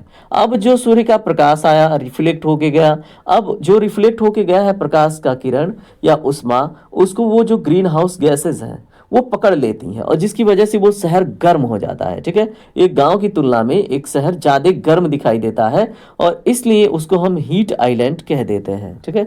ये कॉन्सेप्ट आपके बड़े एग्जाम के लिए, छोटे एग्जाम के लिए, सारे एग्जाम के लिए महत्वपूर्ण है। जैव विविधता की बात करें तो दोस्तों नगरीकरण से वनों का जो विनाश होता है, जिससे ये घट जाती है, ठीक है, जैव विविधता। भूजल स्तर की बात करें तो कंक्रीट के कारण जल सोखने की क्षमता कम होती है और स्तर गिरता है। उसके बाद हीट आइलैंड को आपने समझा दिया। उसके बाद वायु की गुणवत्ता की बात करें, वाहनों और उद्योगों के कारण शहरों की वायु प्रदूषित है, ठीक है। अगला प्रश्न, कर्क रेखा की बात करें तो भारत के कितने राज्यों से होकर गुजरती है? तो दोस्तों 8 राज्यों से। अब ये 8 राज्य कौन कौन से हैं आपको मैं दिखा देता हूं, वैसे तो मैं बता देता। यहाँ पे देखिए, यहाँ पे अगर छठवें ऑप्शन में बात करें तो छठा वठा छोड़िए, 8वां याद रखिए। सिर्फ आप याद रखिए, सबसे पहले गुजरात, फिर राजस्थान, फिर मध्य प्रदेश, फिर उसके बाद आपका आता है छत्तीसगढ़, फिर झारखंड, उसके बाद वेस्ट बंगाल, त्रिपुरा और मिजोरम, ठीक है। तो याद रखेंगे भारत के कुल तटीय राज्य कितने हैं, तो उनकी संख्या 9 है। ये बात आप बस याद रख लीजिएगा। आपसे ये भी प्रश्न बनता है कि तटीय राज्यों में सबसे अधिक कोस्टल बाउंड्री, ठीक है, यानी कि जो तटीय सीमा है किसका है? तो दोस्तों गुजरात का है। सबसे छोटा किसका है? तो किसका है? गोवा का है। तो ये दोनों प्रश्न यहाँ से बन जाता है और आपको याद रखना है। इस तरह से दोस्तों आपने 40 क्वेश्चन देख लिए हैं, और 40 क्वेश्चन के साथ साथ आपने मौखिक रूप से 400 प्रश्न देख लिए हैं। तो दोस्तों उन 400 प्रश्नों के बदले आप इस वीडियो को क्या देना चाहेंगे बताइए? लाइक देंगे, डिसलाइक देंगे, या फिर आप अगर नए हैं तो सपोर्ट करके सच में आप जीएस फोकस फैमिली का पार्ट बनेंगे? आप अपना स्कोर जरूर कमेंट करेंगे, ठीक है। और मैं आपको बोलता हूं, आपका जब तक एग्जाम है ना होमगार्ड का, तब तक के लिए सब्सक्राइब कर लीजिए, ठीक है। उसके बाद आप अनसब्सक्राइब कर दोगे, कोई बात नहीं। आप बस आके बता देना कि हाँ सर आपने क्वेश्चन बताए थे, आपसे मैंने प्रैक्टिस किया था, आपने डिटेल समझाया था, वहां से मेरे एग्जाम में मदद मिली मुझे, ठीक है। वही मेरे लिए सबसे बड़ी खुशी की बात होगी। तो इतना तो एटलीस्ट सुन लो यार, आखिर किस बात की कंजूसी है। चलिए क्वेश्चन नंबर 41 देखिए। केंद्रीय बजट 2025-26 से रिलेटेड प्रश्न पूछा गया है। 2026-27 मैंने करा दिया है, देख लेना। लेकिन आपके एग्जाम में ना 2023 तक का करंट अफेयर पूछेगा, क्योंकि पागल बैठे हैं, ठीक है। तो यहाँ पे देखिए, जो प्रधानमंत्री धन धान्य कृषि योजना था उसका मुख्य उद्देश्य क्या था, आपसे ये प्रश्न पूछा जा सकता है। तो बताइए क्या था? तो दोस्तों इसका जो राइट आंसर है ऑप्शन बी है, 100 चुनिंदा आकांक्षी जिलों में कृषि उत्पादकता बढ़ाना, ठीक है। याद रखिएगा। अब बाकी जो अन्य पॉइंट्स हैं उनसे जुड़ी महत्वपूर्ण बातें यहाँ पे आपके सामने आ चुकी हैं, इनको पढ़िए। देखिए नगद हस्तांतरण यानी कि जो पीडीएस है, ठीक है, पब्लिक डिस्ट्रीब्यूशन सिस्टम है, उसमें जो डायरेक्ट बेनिफिट ट्रांसफर का सिस्टम आया था वो क्या है? तो इसके लिए पहले पीएम किसान योजना आई, किसान योजना, जिसमें 6,000 प्रत्येक वर्ष दिया जाता है, जिसको हम डीबीटी डायरेक्ट बेनिफिट ट्रांसफर के रूप में देखते हैं। आपको भी मिलता होगा अगर आपकी फैमिली में किसान बही है, खेत है तो, ठीक है। और उसके बाद यहाँ पे देखिए कृषि उत्पादकता का लक्ष्य 100 आकांक्षी जिलों में उत्पादकता बढ़ाना और फसल विविधीकरण को बढ़ावा देना है। कृषि यंत्र की बात करें तो इसके लिए सब मिशन ऑन एग्रीकल्चर मैकेनाइजेशन जैसी अन्य योजनाएं कार्य करती हैं। किसके लिए? कृषि यंत्र के लिए। जैविक खेती की बात करें तो इसके लिए परंपरागत कृषि विकास योजना मुख्य रूप से उत्तरदायी है, ठीक है। तो याद रखेंगे, चलिए याद रखना ही होगा। अगला प्रश्न देखिए, अक्टूबर 2025 में भारत का सकल जीएसटी है उसका संग्रह रिकॉर्ड स्तर पर कितना दर्ज किया गया? तो दोस्तों ये भी प्रश्न बहुत महत्वपूर्ण हो जाता है। देखिए जो इकोनॉमिक्स का पार्ट देखेंगे, हमने आपको बताया था, उसका डायनेमिक अप्रोच होगा। मतलब सिर्फ और सिर्फ आप बेसिक नहीं देखेंगे, जो करंट ओरिएंटेड इकोनॉमिक्स है वो मैं एक्सप्लेन करूंगा, क्योंकि आजकल एग्जामिनर ना ऐसे ही प्रश्न पूछते हैं, ठीक है। तो हम अपनी तैयारी स्ट्रांग रखेंगे। और मैं सच बताऊं, अगर आप ये टेस्ट फॉलो कर रहे हो ना, तो पीसीएस में भी आपको ऐसे ही क्वेश्चन देखने को मिलेंगे। बस स्टेटमेंट हो जाएगा, वहां पे 1 से 2 स्टेटमेंट हो जाएगा, ठीक है। चलिए यहाँ पे इसका जो राइट आंसर है क्या होगा दोस्तों? ऑप्शन सी इसमें करेक्ट है, 1.96 लाख करोड़ का, ठीक है। तो याद रखिएगा। अब यहाँ पे जो अन्य आंकड़े हैं देख लीजिए, ठीक है। अब यहाँ पे जो 1.50 लाख करोड़ है, ये 2023 के शुरुआती महीनों में संग्रह हुआ था जीएसटी का, ठीक है। ये ग्रॉस जीएसटी की बात हो रही है, याद रखेंगे। 1 मिनट रुकिए, जस्ट वेट। रिकॉर्ड करते करते गला दुख जा रहा है मेरा। चलिए इसमें अगला प्रश्न देखिए, अगला प्रश्न नहीं, अगला आंकड़ा तो आपने देख लिया 1.87 लाख करोड़ का, ठीक है। ये अक्टूबर 2024 का संग्रह था, आपने देख लिया। उसके बाद 1.96 लाख 2025 का आंकड़ा है। उसके बाद 2.10 लाख करोड़ जो है ये अप्रैल 2024 में दर्ज किया गया था। तो ये कुछ आंकड़े हैं, मोटी मोटा आप देख लेंगे ना, तो जीएसटी से रिलेटेड 2025 से प्रश्न बनेगा, तो आप ये आंकड़ा याद कर लीजिए, ठीक है। उसके बाद आइए अगला प्रश्न देखते हैं जो इकोनॉमिक्स का करंट है। आर्थिक सर्वेक्षण 2025-26 के अनुसार वित्तीय वर्ष 2025-26 में भारत की जो वास्तविक जीडीपी ग्रोथ थी वो कितनी दर थी? तो दोस्तों इसमें जो राइट आंसर है वो आपका क्या है? तो इसका जो राइट आंसर है ये है 7.4%। ऑप्शन सी आपका करेक्ट है, ठीक है। तो याद रखेंगे। उसके बाद यहाँ पे कुछ जो अन्य आंकड़े हैं वो भी देख लीजिए। 6.4% क्या था? ये वित्तीय वर्ष 2024-25 में, ठीक है, उसके लिए जो लगाया गया प्रारंभिक वृद्धि अनुमान था, ठीक है, 2024-25 के वित्तीय वर्ष में। उसके बाद जो 7% है ये विश्व बैंक और आरबीआई द्वारा पिछले कुछ वर्षों के लिए दिया गया औसत वृद्धि अनुमान है अपने देश के जीडीपी के बारे में, ठीक है। आरबीआई और विश्व बैंक का अनुमान है। उसके बाद 7.4% जो है ये इकोनॉमिक सर्वे 2025-26 की बात है, उसके हिसाब से 2025-26 में ये वृद्धि दर मतलब अनुमानित थी। उसके बाद हम बात करें 8.2% का, तो ये भारत के द्वारा पिछले वित्तीय वर्ष यानी कि फिनेंशियल 2024 में प्राप्त की गई वास्तविक वृद्धि दर थी, ठीक है। तो ये कुछ आंकड़े ना डिटेल में जाके अगर प्रश्न बनता है तो आप याद रखेंगे। उसके बाद वाणिज्य मंत्रालय के हालिया आंकड़ों के अनुसार 2023-24 में भारत का सबसे बड़ा व्यापारिक भागीदार देश कौन सा देश रहा? तो दोस्तों इसका जो राइट आंसर है वो क्या है? इसका जो राइट आंसर है ऑप्शन बी है, संयुक्त राज्य अमेरिका, ठीक है। तो याद रखेंगे। उसके बाद चीन और अन्य देशों की बात करें तो चीन भारत का दूसरा सबसे बड़ा व्यापारिक भागीदार है और आयात का सबसे बड़ा स्रोत है। यहाँ से हम सबसे अधिक क्या करते हैं? आयात करते हैं, ठीक है। अब जो देखिए संयुक्त राज्य अमेरिका के बारे में तो आपने देख लिया, लगातार दूसरे वर्ष भारत का सबसे बड़ा व्यापारिक भागीदार बना हुआ है। यूएई की बात करें यानी कि यूनाइटेड अरब अमीरात का, तो ये भारत का तीसरा सबसे बड़ा व्यापारिक भागीदार है, जिसके साथ भारत का जो सीईपीए है ये समझौता साइन है, ठीक है। रूस की बात करें तो कच्चे तेल की आयात में वृद्धि के कारण रूस भारत के शीर्ष 5 व्यापारिक भागीदारों में शामिल हो गया। और अगर मैं हालिया आंकड़े की बात करूं तो दोस्तों भारत जो है ना, अब ये यूएसए की तरफ इसका झुकाव है। अब ये रसिया से जहां पे क्रूड ऑयल लेता था उसने थोड़ा बहुत कटौती करके अब यूएसए से ज्यादा मंगा रहा है, ठीक है। तो इससे हमारे जो इंटरनेशनल स्ट्रेटेजिक रिलेशन है या जियो पॉलिटिकल रिलेशन है, ठीक है, या फिर कह लें अंतर्राष्ट्रीय जो संबंध है रसिया के साथ, वो थोड़े से धूमिल नजर आ सकते हैं, ठीक है। उसके बाद सरकार ने तिलहन के उत्पादन में आत्मनिर्भरता प्राप्त करने के लिए अक्टूबर 2025 में कौन सा नया मिशन शुरू किया है? तो दोस्तों इसका राइट आंसर क्या होगा बताइए। तिलहन की बात हो रही है तो इसका जो राइट आंसर है वो है आपका ऑप्शन बी, ठीक है, राष्ट्रीय तिलहन मिशन, ठीक है, NMEO ऑयल सीड्स मिशन है, आप याद रखिएगा। अब अन्य के बारे में यहाँ पे देख लीजिए, जैसे खाद्य सुरक्षा मिशन, ये गेहूं चावल और दाल के उत्पादन बढ़ाने के लिए 2007 में चलाया गया था खाद्य सुरक्षा मिशन। उसके बाद तिलहन मिशन दोस्तों अक्टूबर 2025 में चलाया गया था, ठीक है, तो याद रखेंगे। उसके बाद दलहन मिशन, ये दालों के उत्पादन में आत्मनिर्भरता के लिए एक विशेष सरकारी पहल है, याद रखिएगा। पीली क्रांति, ये 1986 से 87 के दौरान तिलहन उत्पादन में एक ऐतिहासिक वृद्धि को, मतलब ऐतिहासिक वृद्धि के रूप में देखा जाता है इसको, ठीक है। पीली क्रांति का संबंध किससे है आप कमेंट करके बताइए। देखो आपको पता है कि नहीं, ठीक है, पीली नीली भूरी सब मैंने पढ़ा रखा है। क्रांतियों से रिलेटेड एक लेक्चर है, कृषि क्रांतियां, आप देख लेंगे, आपको मिल जाएगा। एक प्लेलिस्ट है UPSI इंपॉर्टेंट GK GS, वहां पे। डिजिटल अर्थव्यवस्था को बढ़ावा देने के लिए RBI डिजिटल भुगतान सूचकांक RBI DPI का जो सितंबर 2025 का मान है वो कितना रहा?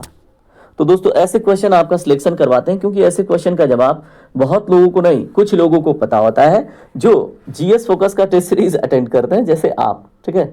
तो इसका जो राइट आंसर है वो है आपका ऑप्शन, बताइए, C, ठीक है, 516.76। तो डिजिटल अर्थव्यवस्था को बढ़ावा देने के लिए RBI डिजिटल भुगतान सूचकांक का जो सितंबर 2025 का मान है वो 516.76 है, ठीक है। अब यहाँ पे जो अन्य डिटेल है वो देख लीजिए, ये उतना इंपॉर्टेंट नहीं है, लेकिन फिर भी अगर टफ क्वेश्चन बनता है तो आपसे प्रश्न बन जाएगा, एक बारी वीडियो रोक के पढ़ लीजिएगा, ठीक है। उसके बाद देखिए क्या है, वर्तमान में GST परिषद की चर्चा के अनुसार वर्गीकरण को सरल बनाने के लिए किन दो टैक्स स्लैब का, मतलब विलय का विचार किया जा रहा है? बहुत इंपॉर्टेंट क्वेश्चन है। तो दोस्तों ऑप्शन बी है 12% और 18%, ठीक है। तो याद रखेंगे इनके विलय की बात चल रही है। 5% और 12% इन स्लैब के विलय पर वर्तमान में कोई सक्रिय चर्चा नहीं है, 12 और 18% की ही बात थी, ठीक है। तो याद रखेंगे 18%, 28%, इसमें 28% जो स्लैब है ये केवल लग्जरी और जो सिन गुड्स है, अहितकर वस्तुएं हैं, उनके लिए आरक्षित है। उसके बाद 0% से 5% ये 0% नील की आवश्यक, मतलब ऐसे कुछ जैसे खुलता दूध आप खरीद के लाते हैं उस पर कहाँ टैक्स देते हैं, ठीक है। तो ऐसे प्रोडक्ट के लिए वो स्लैब है। Production linked production linked incentive के बारे में प्रश्न है। इस योजना के तहत किस नए क्षेत्र को हाल ही में 2024-25 में विस्तारित सहायता दी गई है? तो दोस्तों राइट आंसर है आपका ऑप्शन बी, सेमीकंडक्टर और डिस्प्ले, ठीक है। तो सेमीकंडक्टर मिशन के बारे में आपसे प्रश्न बन सकता है। आप भागीदारी देश पूछेगा तो US से आप ट्रिक करेंगे, ठीक है।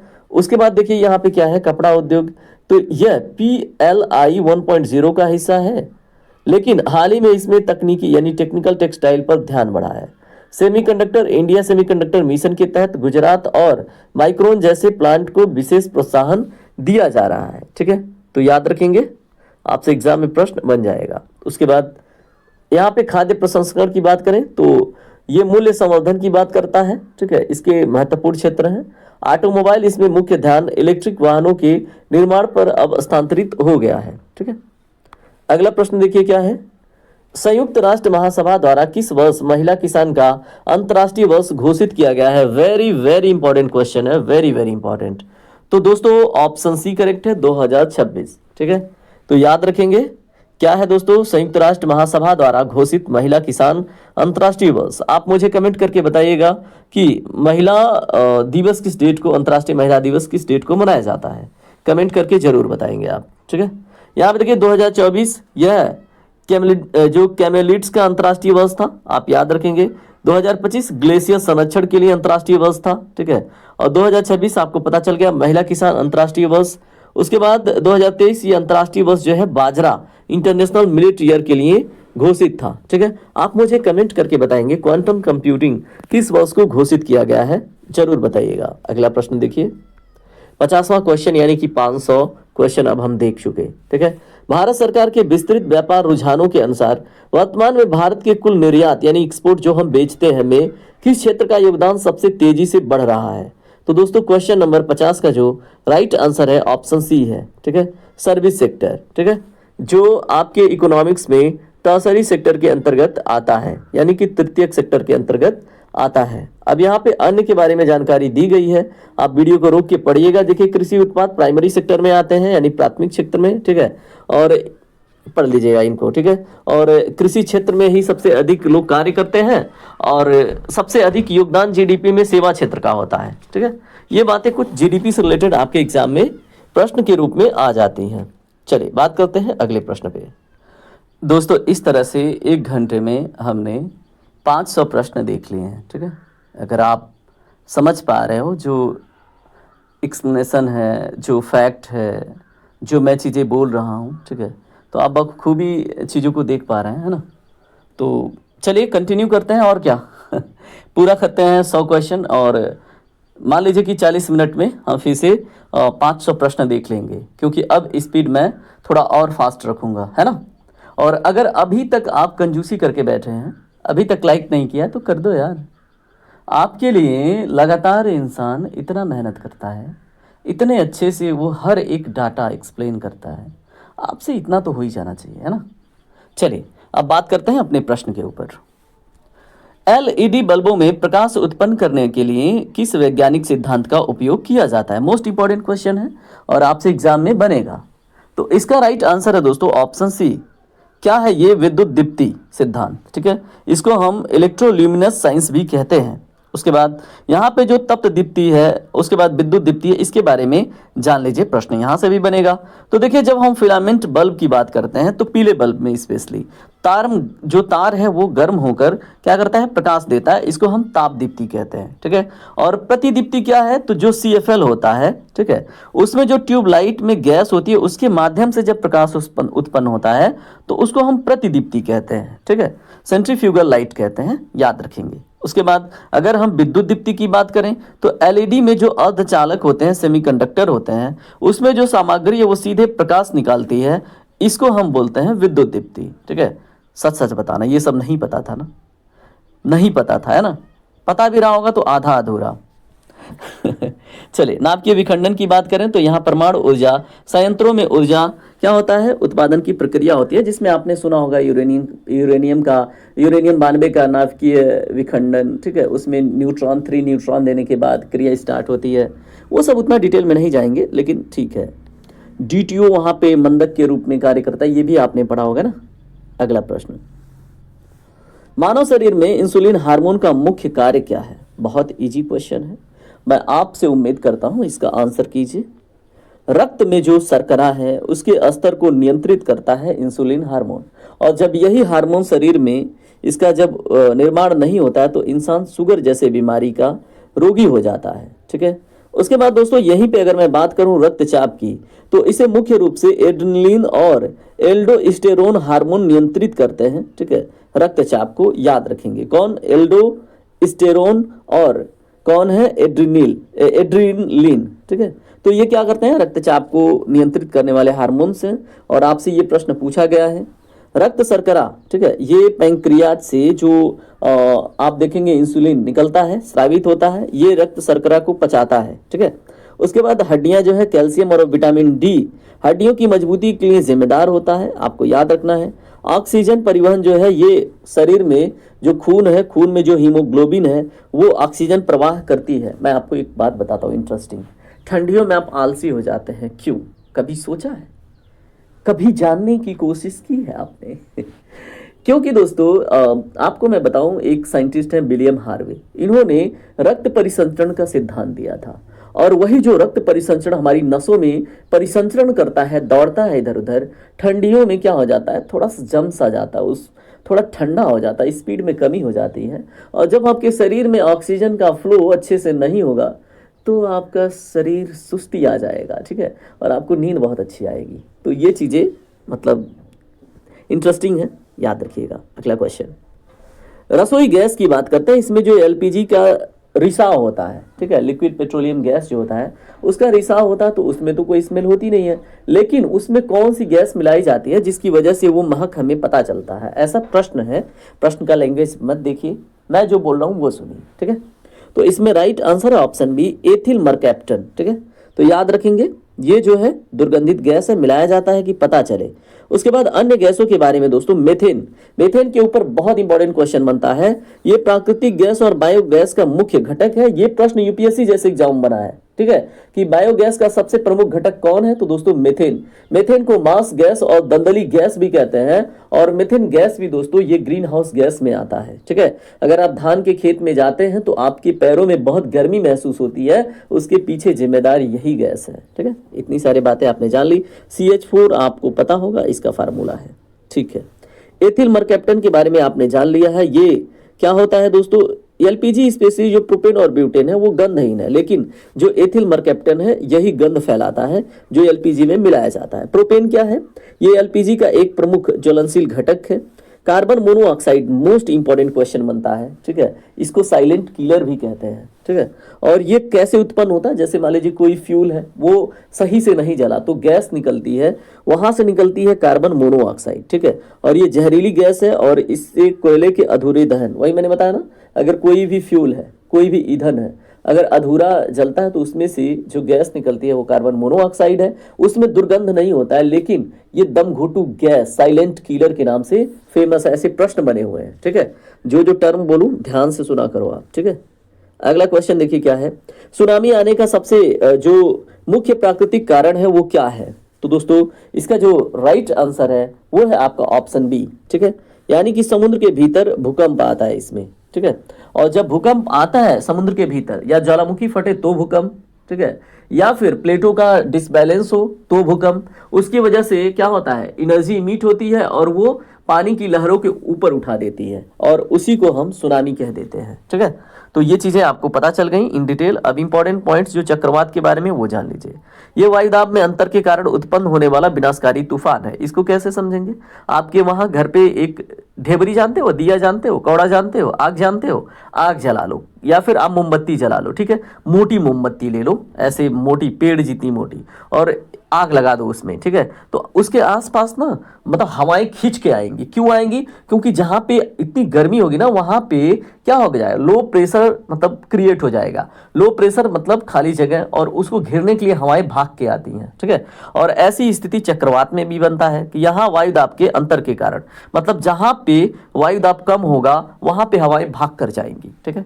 इन डिटेल आपने इसका मैकेनिज्म भी समझ लिया, एप्लीकेशन भी कर लेना। यदि आपने देखा हो कहीं पे किसी के घर पे आग लगी हो तो वहां पे हवाएं अचानक से आ जाती हैं, ये भी आपने नोटिस किया होगा, नहीं किया है तो देख लेना, लेकिन लगाना नहीं किसी के घर पे, ठीक है।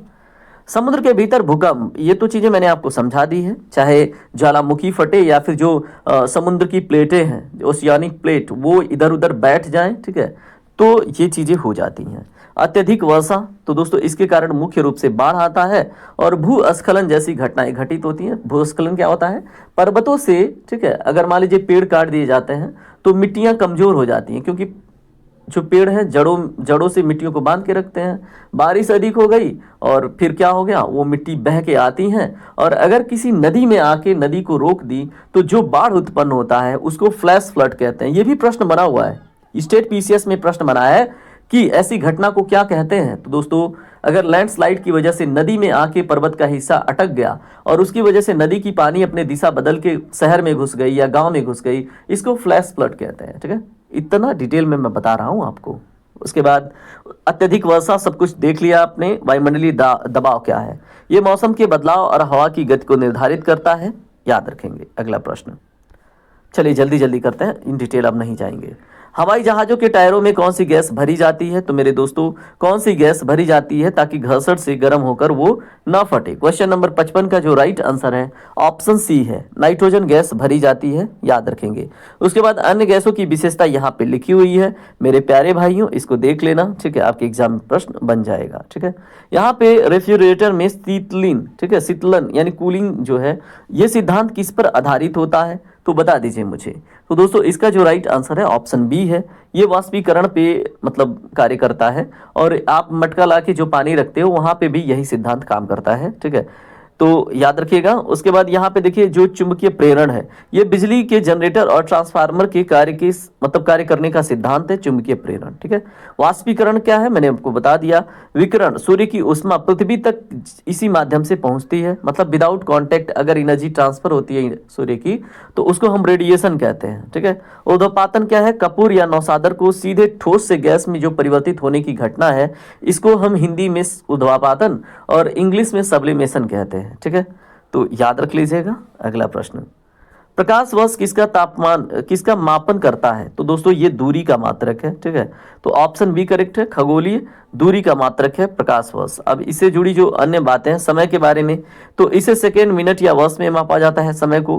खगोलीय दूरी प्रकाश द्वारा एक वर्ष में तय की गई दूरी होती है और ये तारों की दूरी मापने हेतु प्रयोग होती है। प्रकाश की तीव्रता कैंडेला नामक इकाई में मापा जाता है। रॉकेट की गति इसमें किलोमीटर प्रति सेकेंड या मैक में मापा जाता है, आप मैक याद रखना, ठीक है। तो आपसे पूछा जाता है रॉकेट की गति किस में मापी जाती है, मैक में, ठीक है। अगर कोई सुपरसोनिक मिसाइल है तो वो कितने मैक पे चलती है, आप मुझे कमेंट कीजिएगा, ठीक है।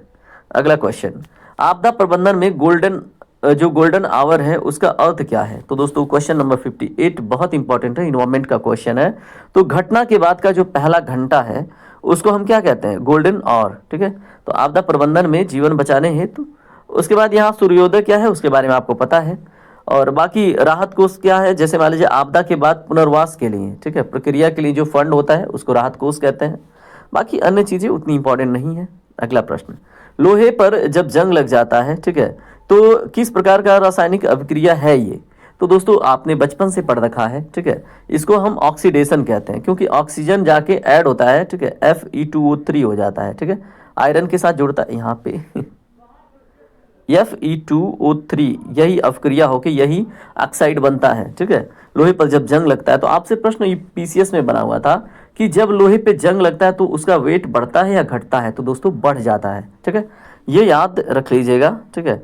उसके बाद यहाँ पे जो अन्य अभिक्रियाएं हैं, जैसे अपचयन क्या होता है, तो इसमें ऑक्सीजन का ह्रास होता है और हाइड्रोजन का जुड़ाव होता है, ठीक है। और लोहे ऑक्सीकरण में क्या होता है, इसमें नमी और ऑक्सीजन के संपर्क में आकर आयरन ऑक्साइड बनता है, ठीक है। और विस्थापन में क्या होता है, एक तत्व दूसरे तत्व को उसके यौगिक से हटा देता है। किण्वन क्या होता है, दूध से दही बनाना या गन्ने के रस से सिरका बनाना, ये किण्वन कहलाता है, ठीक है। अगला प्रश्न, बादलों का सफेद रंग प्रकाश की किस घटना के कारण दिखाई देता है, तो दोस्तों इसका जो राइट आंसर है ऑप्शन ए है, स्कैटरिंग ऑफ लाइट, ठीक है। तो बादलों का सफेद रंग हुआ या फिर नीले आकाश का, ये स्कैटरिंग ऑफ लाइट की वजह से होता है, ठीक है। अब यहाँ पे स्कैटरिंग ऑफ लाइट है क्या, जल की बूंदें सभी रंगों को बराबर बिखरती हैं, ठीक है, जिससे बादल सफेद दिखते हैं, ये भी एक रीजन हो गया।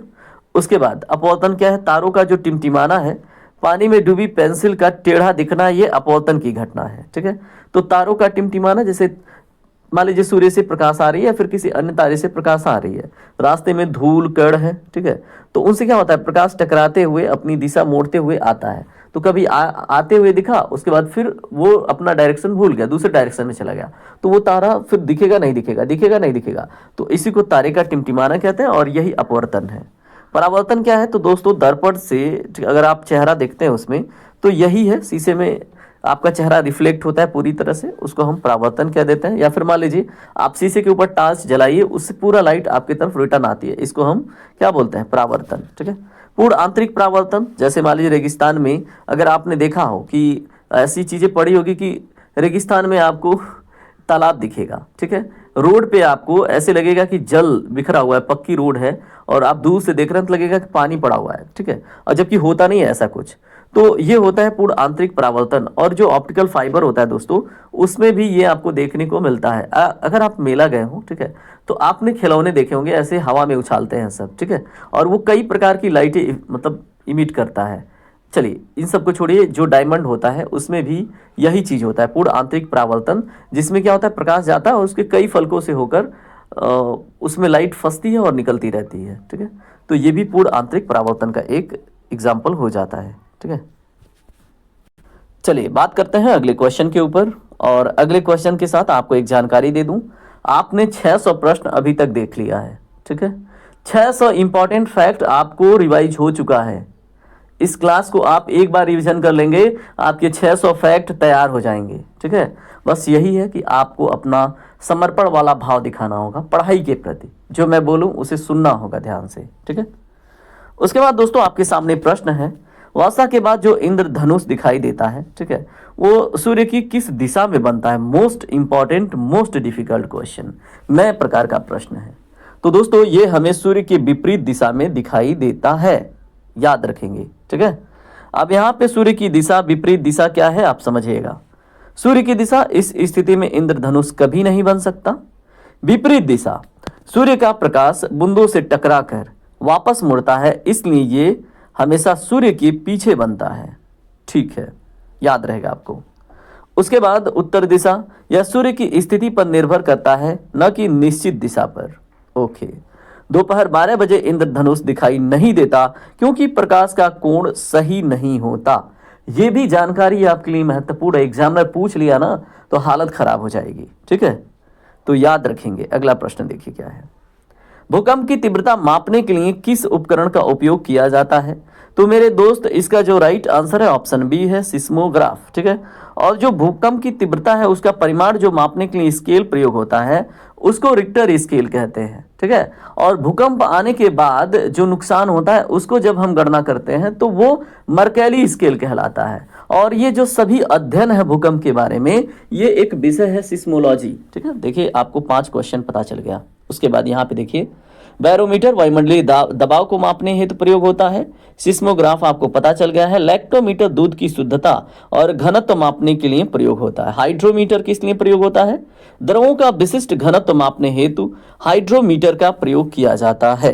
चलिए अगला क्वेश्चन क्या है देख लीजिए, चींटी के काटने पर होने वाली जलन को शांत करने के लिए किसका प्रयोग किया जाता है?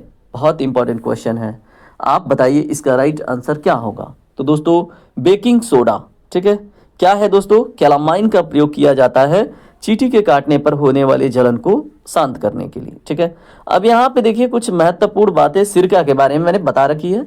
ये एसिटिक एसिड होता है, ठीक है, जो जलन कम नहीं करेगा, डेफिनेटली नहीं करेगा, अचार वगैरह में पड़ता है। बेकिंग सोडा चींटी के डंक में फार्मिक एसिड होता है और बेकिंग सोडा क्षारीय होता है और जब ये लगाते हैं तो उदासीन कर देता है, ठीक है। तो याद रखेंगे नींबू का रस ये अम्लीय है और जलन को बढ़ा सकता है। उसके बाद जो सल्फ्यूरिक एसिड है दोस्तों, यह एक प्रकार का विशिष्ट मतलब अम्लीय चीज़ है और ये खतरनाक तेजाब भी हो सकता है, ठीक है। तो सल्फ्यूरिक एसिड बहुत खतरनाक हो सकता है और इसको किंग ऑफ केमिस्ट्री भी कहते हैं, ठीक है। तो याद रखेंगे जो H2SO4 है, ठीक है, इसको हम किंग ऑफ केमिस्ट्री भी कहते हैं, याद रखेंगे। चलिए बात करते हैं अन्य प्रश्नों पे। पेनिसिलिन जो कि पहली एंटीबायोटिक थी उसकी खोज किसने करी थी? तो दोस्तों राइट आंसर है ऑप्शन बी, अलेक्जेंडर फ्लेमिंग ने, ठीक है। अब लुईस पास्चर ने क्या करी थी और अन्य लोगों ने क्या किया था जान लीजिए। लुईस पास्चर ने रेबीज के टीके और पाश्चीकरण की खोज की थी, ये इंपॉर्टेंट हो जाता है, ठीक है। क्या करी थी? रेबीज के टीके और पास्चराइजेशन जो होता है ना, दूध आप पीते हैं अमूल वाला या फिर कोई भी वाला, ठीक है, तो वो पास्चराइज होके आता है, ठीक है। उसके बाद अलेक्जेंडर फ्लेमिंग ने 1928 में फफूंद यानी मोल्ड से पेनिसिलिन प्राप्त की थी, जो आपके एग्जाम के लिए महत्वपूर्ण है। एडवर्ड जेनर ने ये चेचक के टीके की खोज की थी और बहुत प्रसिद्ध है ये चेचक, जो हम गांव में छोटी माता बड़ी माता के नाम से जानते हैं। उसके बाद रॉबर्ट कोच की बात करें तो इन्होंने ट्यूबरक्लोसिस की बैक्टीरिया की खोज की थी, ठीक है, तो याद रखिएगा। चलिए अगला प्रश्न देखिए, रक्त का थक्का यानी ब्लड क्लॉटिंग जमने का कौन सा विटामिन इसमें सहायक होता है? बहुत ही महत्वपूर्ण प्रश्न है, तो ऑप्शन सी करेक्ट है, विटामिन के। अब अन्य विटामिन की विशेषता यहाँ पे देख लीजिए। विटामिन ए आपके आंख की रोशनी यानी रतौंधी जैसे बीमारी से लड़ता है और आपको इम्यूनिटी देता है। उसके बाद विटामिन सी ये स्कर्वी रोग से आपको बचाता है और घाव भरने में सहायक होता है। विटामिन के कारण ये रक्तस्राव को रोकने के लिए और उसको थक्का जमाने में मदद करता है। विटामिन ये त्वचा के स्वास्थ्य और प्रजनन क्षमता हेतु महत्वपूर्ण है। मैंने बहुत सारे टेस्ट में आपको बता रखी है, नपुंसकता इसकी कमी के कारण हो सकती है, ठीक है, या बांझपन। अगला प्रश्न, चक्रवात के केंद्र में जो वायुदाब है वो, ठीक है, वो एयर प्रेशर कैसा होता है आपसे प्रश्न है। तो दोस्तों इसका जो राइट आंसर है ऑप्शन बी है, अत्यंत निम्न होता है, लो प्रेशर होता है, ठीक है, याद रखिएगा। और यहाँ पे देखिए अत्यंत उच्च दबाव वाले क्षेत्रों से हवा बहकर जिस ओर आती है उस ओर का जो प्रेशर होता है वो उच्च होता है, ठीक है। अत्यंत नींद दोस्तों जो आंख होती है ना चक्रवात की, उसमें दबाव बहुत कम होता है, जिससे बाहर की ओर हवा तेजी से अंदर आती है, ठीक है। और जो सामान्य दाब है वहां पर हवा की गति स्थिर होती है, यानी जो आई वॉल होता है ना, जैसे चक्रवात है तो उसमें जो बीचों बीच का हिस्सा है, मान लीजिए जैसे गोल गोल हवा का बाउंडर घूम रहा है, तो बीचों बीच वाला हिस्सा है उसको आंख कहते हैं, ठीक है। तो वहां पे बहुत ही निम्न दाब होता है, लेकिन उसके किनारों पे जिसको हम आई वॉल कहते हैं, ठीक है, उसका प्रेशर ना बहुत कम होता है, ठीक है, सामान्य होता है। उसके बाद जो शून्य है, प्राकृतिक वायुमंडल में शून्य दबाव, ये संभव नहीं है, ठीक है। अगला प्रश्न, सौर ऊर्जा को विद्युत ऊर्जा में बदलने के लिए किस तत्व का उपयोग किया जाता है? मेरे दोस्त, इसका राइट आंसर है आपका ऑप्शन बी, सिलिकॉन का प्रयोग करते हैं, ठीक है। सौर ऊर्जा को विद्युत ऊर्जा में बदलने के लिए सिलिकॉन एक सेमीकंडक्टर है, और आपसे कई बार प्रश्न बना हुआ है, ठीक है, जो फोटोवोल्टेइक सेल है उसमें कौन सा तत्व होता है, ठीक है। तो याद रखेंगे, लोहा एक सुचालक है और इसमें फोटो इलेक्ट्रिक गुण नहीं होते हैं, याद रखिएगा। अगर सिलिकॉन की बात करें तो मैंने बताया सेमीकंडक्टर यानी कि अर्धचालक है, जो 100 सेल बनाने में मुख्य अपनी भूमिका निभाता है या प्रयुक्त होता है, ठीक है। तांबा, इसका उपयोग बिजली के तार बनाने में किया जाता है। एल्यूमिनियम, इसका उपयोग हल्के बर्तन और बिजली के तारों में होता है। अगला प्रश्न, मानव कान जो है वो कितनी आवृत्ति, कितनी फ्रिक्वेंसी की ध्वनि सुन सकता है? तो दोस्तों most repeated question, option B correct है, 20 हर्ट्ज से लेकर 20,000 हर्ट्ज तक। जो आवृत्ति का मात्रक है वो हर्ट्ज होता है, ठीक है। जो प्रतिरोध है उसका मात्रक ओम होता है, जो शक्ति है उसका मात्रक वाट होता है, जो धारा है उसका मात्रक क्या होता है? एम्पियर होता है, ठीक है। अब मुझे आप विभवांतर का मात्रक कमेंट कर दीजिएगा। अगला प्रश्न, 20 हर्ट्ज से कम कौन सुनते हैं? तो इसे इंफ्रासोनिक कहते हैं, जिसे हाथी या व्हेल सुन सकते हैं, ठीक है। अगर कोई ध्वनि 20 हर्ट्ज से कम है, मतलब बहुत कम, ठीक है, तो दोस्तों उसको हाथी और कौन सुन सकता है बताइए? व्हेल। व्हेल एक मछली होती है। अगर 20 से 20,000 की बात करें तो ये ऑडिबल रेंज है मनुष्य के लिए। 20,000 से अधिक ये अल्ट्रासोनिक होती हैं, जिसे चमगादड़ सुन सकता है, ठीक है। और केवल 100 हर्ट्ज जो है ये श्रव्य सीमा का एक बहुत छोटा हिस्सा है, याद रखिएगा, ठीक है। चलिए बात करते हैं अगले प्रश्न पे। 69 नंबर का क्वेश्चन है, क्विक सिल्वर किस धातु का दूसरा नाम है? तो दोस्तों इसका जो राइट आंसर है ऑप्शन बी है, पारा को हम क्विक सिल्वर के नाम से भी जानते हैं, ठीक है। और यही एक धातु है जो लिक्विड फॉर्म में भी आपको मिलता है। ये भी आपसे प्रश्न बन जाता है। इसके बारे में अगर मैं आपसे बात करूं तो चांदी ये विद्युत की सबसे अच्छी सुचालक धातु है, याद रखेंगे। पारा जो है ये कमरे के तापमान पर द्रव अवस्था में रहने वाली धातु और चांदी जैसा दिखता है। प्लेटिनम जो है इसे सफ़ेद सोना भी कहा जाता है। मोस्ट इंपॉर्टेंट आपसे प्रश्न बन जाएगा, कंफ्यूज हो जाएंगे, ठीक है।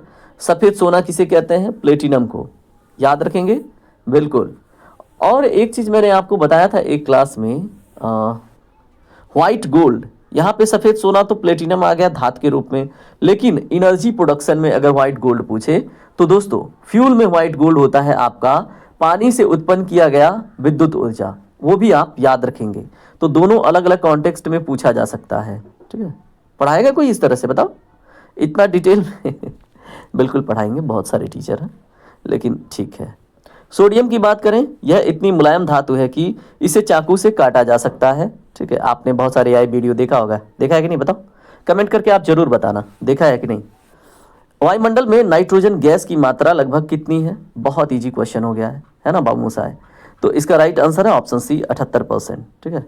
एक क्वेश्चन मैं देख रहा था स्टेट पीसीएस का, उसमें था कि मिट्टी में जो नाइट्रोजन की उपलब्धता होती है निम्नलिखित कारणों से होती है। तो वहाँ पे दोस्तों ये भी था कि जो पेड़ पौधे होते हैं उनके अवशेष से भी, तो वो ये स्टेटमेंट करेक्ट होता है, क्योंकि जो पेड़ पौधे होते हैं जब ये मर जाते हैं, ठीक है, तो जब ये सड़ते हैं तो ये अपना नाइट्रोजन जमीन को दे देते हैं।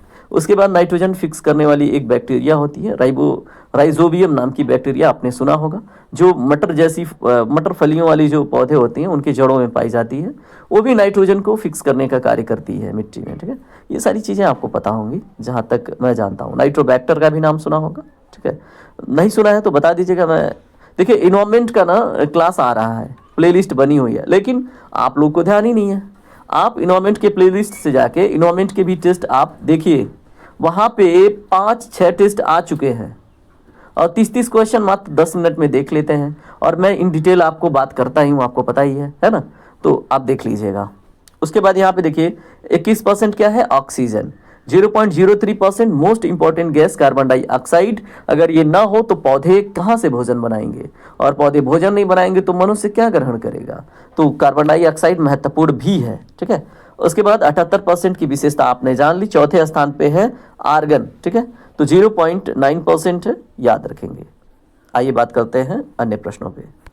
क्वेश्चन नंबर 71 देखिए, उत्तर प्रदेश सरकार द्वारा हाल ही में शुरू की गई मुख्यमंत्री कन्या सुमंगला योजना के तहत अनुदान राशि 15,000 से बढ़ाकर कितनी कर दी गई है। मोस्ट रिपीटेड क्वेश्चन, मैंने कई बार पूछा है, ये आप रिवीजन के रूप में देख सकते हैं। ऑप्शन बी करेक्ट होगा, ठीक है। अब यहाँ पे जो अन्य आंकड़े हैं 15,000, 25,000, इसके बारे में जानिए। 15,000 यह योजना की शुरुआती अनुदान राशि थी, आपसे यह भी पूछा जा सकता है, ठीक है। जो कितने चरणों में दी जाती थी, तो दोस्तों 6 चरण, याद रखेंगे, बहुत इंपॉर्टेंट हो जाता है। लेकिन अप्रैल 2024 से बेटियों के जन्म से लेकर स्नातक तक की पढ़ाई हेतु सहायक राशि अब 25,000 कर दी गई है। कब से? 24 अप्रैल 2024 से। 24 अप्रैल नहीं, 24 अप्रैल मैंने आपको पंचायती राज दिवस के रूप में बताया है, ठीक है। अब मुझे बताइएगा किस महान व्यक्ति के जन्म दिवस के रूप में 24 अप्रैल को मनाया जाता है, प्लीज आप जरूर बताएंगे, ठीक है। उसके बाद 30,000 की बात करें तो यह कुछ अन्य विशेष श्रेणियों के लिए प्रस्तावित राशि है। 50,000 ये भाग्य लक्ष्मी योजना एक आई थी, उसके अंतर्गत मतलब जो अन्य योजनाएं थे उनके लाभों से संबंधित था, ठीक है। और इसके पहले उत्तर प्रदेश में दोस्तों जो विवाह होता था ना, उसमें 51,000 दिया जाता था। लेकिन अभी जो नया बजट आया 2026-27 का, उसमें वो क्या हुआ है, वो अब 1 लाख हो गया है, ठीक है। तो ये भी याद रखेंगे, उसमें सभी कैटेगरी की लड़कियां शामिल हैं, सभी वर्ग की। उत्तर प्रदेश के किस जिले में हाल ही में राज्य का पहला डेटा सेंटर पार्क यानी कि योट्टा D1 स्थापित किया गया है। वेरी वेरी इंपॉर्टेंट क्वेश्चन, आप लिख लीजिए, ये पेपर आउट हो गया है, ठीक है।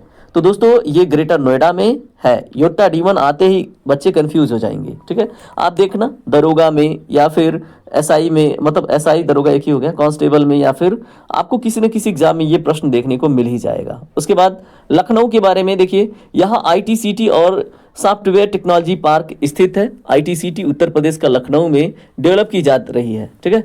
उसके बाद दोस्तों ग्रेटर नोएडा, तो दोस्तों यहाँ पे भारत का सबसे बड़ा जो hyper scale data centre park है योट्टा D1, वो कहाँ पे है? ग्रेटर नोएडा में है, जो डिजिटल यूपी का आधार है। कानपुर इसे लेदर सिटी के रूप में जानते हैं, औद्योगिक केंद्र के रूप में जाना जाता है ये, ठीक है। वाराणसी, यहाँ रुद्राक्ष कन्वेंशन सेंटर और सांस्कृतिक पर्यटन का विकास तेजी से हुआ है, और यहाँ पे आपका सब्जी अनुसंधान केंद्र भी है, और यहीं पे सारनाथ है, और यहीं पे क्या है? गौतम बुद्ध द्वारा दी गई प्रथम उपदेश की वो क्या है बताइए? स्थिति, स्थान, ऋषि पत्तन, सब कुछ यहीं पे है, ठीक है। आइए बात करते हैं, और देखिए तिरंगा बर्फी को GI टैग मिला था, ये भी वाराणसी का प्रोडक्ट है, याद रखेंगे। प्रशासनिक व्यवस्था के तहत उत्तर प्रदेश में वर्तमान में कुल कितने पुलिस कमिश्नरेट कार्यरत हैं? मोस्ट इंपॉर्टेंट क्वेश्चन आपके एग्जाम के लिए। तो दोस्तों ऑप्शन बी करेक्ट है, 7, ठीक है, याद रखेंगे। अब यहाँ पे जो अन्य महत्वपूर्ण पॉइंट है इससे जुड़े, वो इतने महत्वपूर्ण नहीं है, आप इन्हें इग्नोर कर दीजिएगा। यहाँ पे देखिए, उत्तर प्रदेश के किस क्षेत्र को ग्रीन एनर्जी कॉरिडोर के रूप में विकसित किया जा रहा है, ताकि जो सौर ऊर्जा है उसको बढ़ावा मिल सके। वेरी वेरी इंपॉर्टेंट क्वेश्चन, ये तो पेपर आउट है, ठीक है। तो दोस्तों इसमें ऑप्शन बी है, बुंदेलखंड। तो याद रखेंगे, ग्रीन एनर्जी कॉरिडोर कहाँ पे? बुंदेलखंड क्षेत्र में विकसित किया जा रहा है, सौर ऊर्जा को बढ़ावा देने के लिए, ठीक है। अब यहाँ पे तराई क्षेत्र क्या होता है उत्तर प्रदेश का? तो जहाँ पे कृषि और वन जो संसाधन है वहाँ पे बहुत अधिक हो, ठीक है। उसके बाद अब यहाँ पे दुधवा नेशनल पार्क की बात कर लें, या लखीमपुर खीरी का क्षेत्र देख लीजिए, महाराजगंज का कुछ क्षेत्र, गोरखपुर का कुछ क्षेत्र, ठीक है, ये तराई क्षेत्र है, और यहाँ की मिट्टी में सैलिनिटी आपको ज़्यादा देखने को मिलती है। और ये जो खरीफ की फसलें हैं, धान, उसके बाद गन्ना, उसके बाद आप कह लें जूट, इन सब के उत्पादन में महत्वपूर्ण भूमिका निभाती है, ठीक है। बुंदेलखंड यहाँ पे देखिए बंजर भूमिका है, ठीक है। और यहाँ पे अभी हाल फिलहाल में वर्षा की सबसे कम मात्रा हो रही है। यहाँ पे पहले मथुरा था उत्तर प्रदेश में, लेकिन आजकल दोस्तों बुंदेलखंड क्षेत्र आता है, और सबसे अधिक उत्तर प्रदेश में वर्षा गोरखपुर क्षेत्र में होती है। ये भी बात आपको याद रखना है, ठीक है। पूर्वांचल की बात करें तो यहाँ औद्योगिक गलियारे और एक्सप्रेस वे यानी पूर्वांचल एक्सप्रेस पर ध्यान केंद्रित है, याद रखेंगे। रोहिलखंड की बात करें तो बरेली और मुरादाबाद के आसपास का जो क्षेत्र है ये हस्तशिल्प के लिए प्रसिद्ध है, इसको हम रोहिलखंड कहते हैं, ठीक है, बरेली और मुरादाबाद का क्षेत्र। अगला प्रश्न, हाल ही में यूनेस्को ने उत्तर प्रदेश के किस प्राचीन मेले यानी उत्सव को अमूर्त सांस्कृतिक विरासत की सूची में शामिल करने का सुझाव दिया है? वेरी वेरी इंपॉर्टेंट क्वेश्चन, ये भी आप कह सकते हैं आपको देखने को मिलेगा। तो दोस्तों प्रयागराज का जो महाकुंभ 2025 में हुआ था उसी को। अब यहाँ पे देखिए बटेश्वर मेला हुआ, नौचंदी मेला हुआ, इसके बारे में प्रश्न पूछा जाता है। तो जो बटेश्वर मेला है ये आगरा का प्रसिद्ध पशु मेला है, ठीक है, ऊँटों से संबंधित व्यापार होता है। नौचंदी मेला मेरठ का मेला है जो हिंदू मुस्लिम एकता का प्रतीक है। प्रयागराज का कुंभ तो आपने देख लिया। देव दीपावली जो है ये वाराणसी की प्रसिद्ध विश्व प्रसिद्ध दीपावली है, ठीक है, जो कार्तिक पूर्णिमा को मनाई जाती है। मोस्ट इंपॉर्टेंट क्वेश्चन बन जाएगा। अगला क्वेश्चन क्या है? उत्तर प्रदेश राजस्व परिषद का प्रशासनिक मुख्यालय कहाँ स्थित है? आज तक मैंने आपसे पूछा था न्यायिक मुख्यालय, आज बताइए प्रशासनिक। तो दोस्तों राइट आंसर है ऑप्शन बी, लखनऊ में, ठीक है। और इसकी स्थापना 1831 में हुई थी, मैंने बता रखा है। और इसका जो न्यायिक मुख्यालय प्रयागराज में है, ठीक है। तो यहाँ पे देखिए कुछ डिटेल है, आप यहाँ पे देख लेंगे। उसके बाद कानपुर उत्तर प्रदेश का प्रमुख औद्योगिक और वित्तीय केंद्र है और लेदर सिटी भी है। गोरखपुर की बात करें, ये खाद कारखाना और एम्स जैसे बड़े प्रोजेक्ट के लिए मतलब फेमस है। और यहाँ का जो टेराकोटा के बने हुए बर्तन हैं, सामग्री हैं, ये विश्व प्रसिद्ध है और जीआई टैग या ओडीओपी के अंतर्गत आती हैं उत्तर प्रदेश में, ठीक है। तो ये सभी फैक्ट आपके एग्जाम के लिए रामबाण हो जाते हैं। बात करते हैं अगले प्रश्न पे। एक जिला एक उत्पाद योजना के तहत आ गया, ठीक है, देख लीजिएगा, आंसर इसका कमेंट कर दीजिएगा, ठीक है। यहाँ पे देखिए आपने देख ली है कन्नौज इत्र नगरी, ठीक है, यहाँ पे ओडीओपी के अंतर्गत इत्र को प्रमोट किया जा रहा है विश्व स्तर पर। अलीगढ़ में बनने वाले जो ताले हैं और हार्डवेयर है उसको प्रमोट किया जा रहा है। सिद्धार्थनगर में काला नमक चावल जो है ये प्रसिद्ध है, ठीक है। आप मुझे बताइएगा बासमती चावल कहाँ का प्रसिद्ध है? अगला प्रश्न, उत्तर प्रदेश में बहने वाली कौन सी नदी राष्ट्रीय जलमार्ग 1 यानी कि नेशनल वाटर 1 का मुख्य हिस्सा है? अभी स्टेट पीसीएस का प्रश्न था, ठीक है। तो आप बताइए इसमें राइट आंसर क्या होगा? दोस्तों गंगा है, कोई और नहीं है, गंगा है, ठीक है। याद रखेंगे यहाँ यमुना से बनने वाली जो प्रश्न हो सकती है तो ये दिल्ली और आगरा के किनारे बहती है, लेकिन ये मुख्य जलमार्ग का हिस्सा नहीं है, ठीक है। लेकिन यमुना के बारे में प्रश्न बन सकता है कि निम्नलिखित में से कौन सी नदी बायो डिजर्ट के रूप में अब बिहेव कर रही है? बायो डिजर्ट मतलब एक ऐसी नदी के रूप में ये हो गई है जिसका जल बहुत प्रदूषित हो गया है, इसमें ऑक्सीजन की जो मात्रा है बहुत कम हो गई है, ठीक है। तो ऐसे जल को हम क्या बोल देते हैं? बायो डिजर्ट, ठीक है। और किसी जल की शुद्धता मापने के लिए दोस्तों उसका बीओडी देखते हैं, बायोलॉजिकल ऑक्सीजन डिमांड उसका कितना है। अगर किसी जल का, ठीक है, किसी वाटर बॉडी का जो बायोलॉजिकल ऑक्सीजन डिमांड है यानी कि जो ऑक्सीजन का मांग है, अगर वो बढ़ा हुआ है, बढ़ा हुआ का मतलब है उसको ऑक्सीजन चाहिए, उस तालाब को ऑक्सीजन चाहिए, और जिस तालाब को जितनी अधिक ऑक्सीजन चाहिए वो उतना ही अधिक प्रदूषित माना जाता है, ठीक है। देखिए इतना बढ़िया से तो शायद ही आप समझें कहीं, ठीक है, कम समय में। उसके बाद गोमती की बात करें तो दोस्तों ये लखनऊ के बीच से बहती है और गाजीपुर में गंगा में मिल जाती है, इसके ऊपर प्रश्न बना हुआ है, ठीक है। उसके बाद चंबल की बात करें, ये नदी जो मध्य प्रदेश से आती है और आपसे प्रश्न बनता है चंबल के बारे में, कौन सी नदी दक्षिण से उत्तर की ओर बहती है? तो दोस्तों ये चंबल है और चंबल नदी में ही आपको घड़ियाल देखने को मिलते हैं, ये भी प्रश्न बना हुआ है, ठीक है। और ये क्या है? मध्य प्रदेश और राजस्थान के साथ सीमा बनाते हुए देखिए घड़ियालों के लिए प्रसिद्ध है, मैंने बता दिया पहले ही, ठीक है। तो ये चीजें आपको अपने एग्जाम के लिए बिल्कुल रट के जाना है, ठीक है। और चंबल की कुछ प्रमुख सहायक नदियों में दोस्तों एक बनास नाम की नदी आपने सुना होगा, जिसके किनारे चालकोलिथिक पीरियड में, ठीक है, बनास संस्कृति विकसित हुई थी, आहार संस्कृति विकसित हुई थी, ठीक है। तो वो बनास नदी इसी की सहायक नदी है। पार्वती नदी भी इसी की सहायक नदी है। सिंधगढ़ की एक नदी आती है वो भी इसी की सहायक नदी है, ठीक है। तो ये सभी नदियां भी आपसे पूछी जा सकती हैं चंबल के कॉन्टेक्स्ट में, ठीक है। तो देखिए कितनी जानकारी आपने इकट्ठा कर ली है ना कम से कम समय में।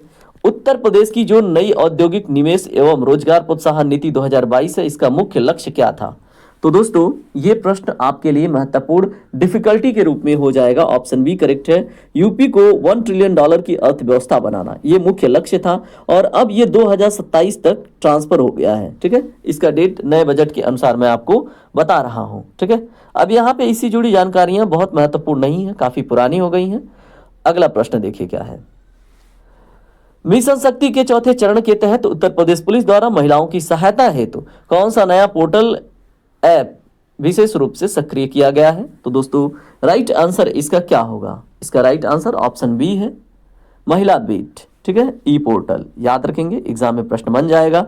यहाँ पे यूपी कॉप क्या है? तो यह आम जनता के लिए एक एफआईआर और पुलिस सेवाओं का सामान्य ऐप है यूपी कॉप। ठीक है, महिला बीट आपने पता चल गया कि गांव-गांव जाकर महिलाओं की समस्या सुलझाने हेतु महिला बीट आरक्षियों के लिए डिजिटल ट्रैकिंग सिस्टम है। ठीक है, कवच ऐप क्या है? ये मुख्य रूप से आपदा या साइबर सुरक्षा से संबंधित हो सकता है। हमराही क्या है? ये परिवहन विभाग या रोडवेज की सेवाओं से संबंधित है हमराही। ठीक है, बात करते हैं अन्य प्रश्नों पे। दोस्तों अगला प्रश्न देखिए क्या है। नवंबर 2024 में 53वें MI अवार्ड्स में किस भारतीय फिल्म निर्माता को इंटरनेशनल एमी डायरेक्टरेट अवार्ड से सम्मानित किया गया?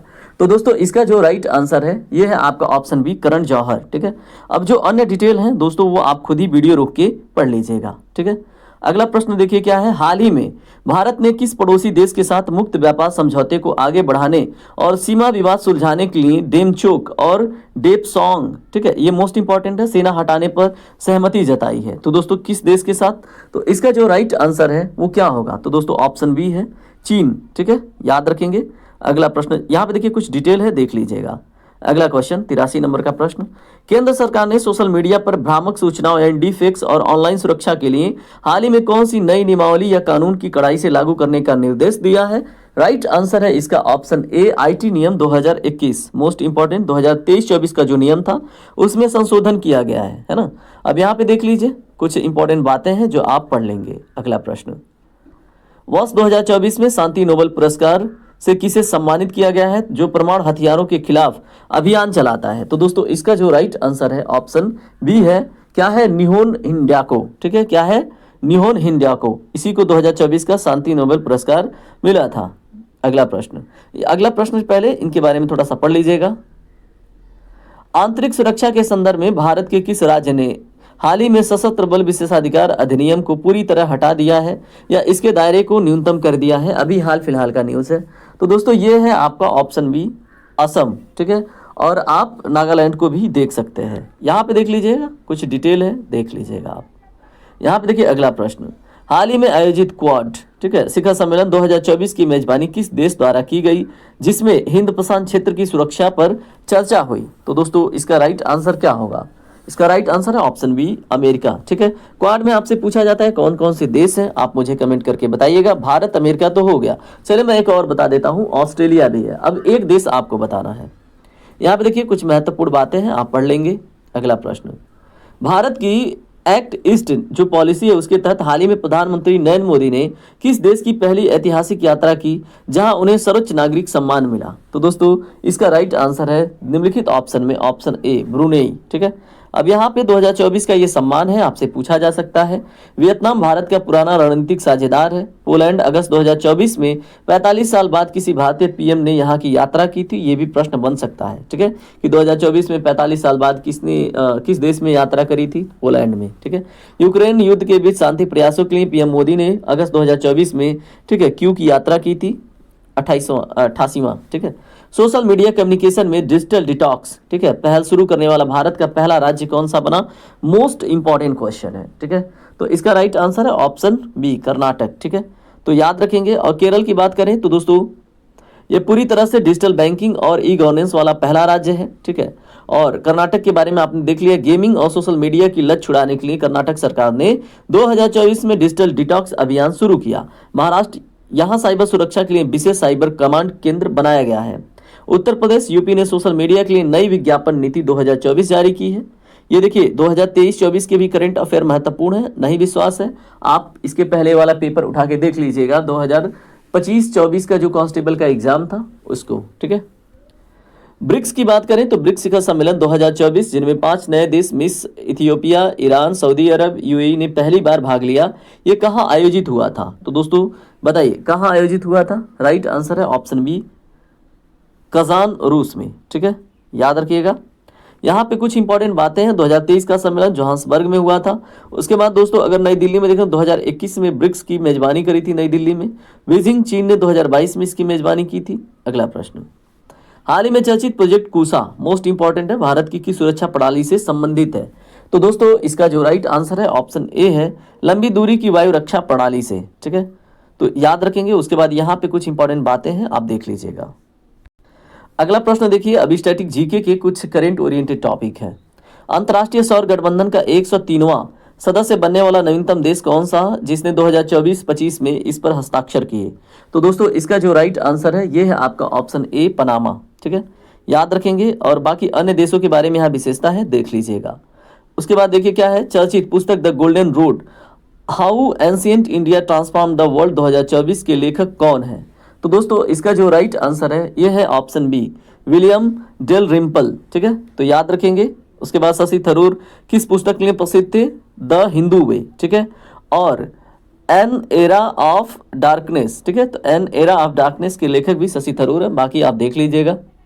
अगला प्रश्न क्या है, विश्व स्वास्थ्य संगठन द्वारा हाल ही में किस अफ्रीका देश को मलेरिया मुक्त, ठीक है, घोषित किया गया है? तो दोस्तों इसका जो राइट आंसर है यह है आपका ऑप्शन बी, केप वर्डे। ठीक है, याद रखिएगा, इंपॉर्टेंट पॉइंट्स यहाँ हैं, देख लीजिएगा। अगला प्रश्न, हाल ही में खोजा गया जो यस 2023 U1 है, ये किस ग्रह का नया चंद्रमा है जिसकी पुष्टि 2024 में की गई?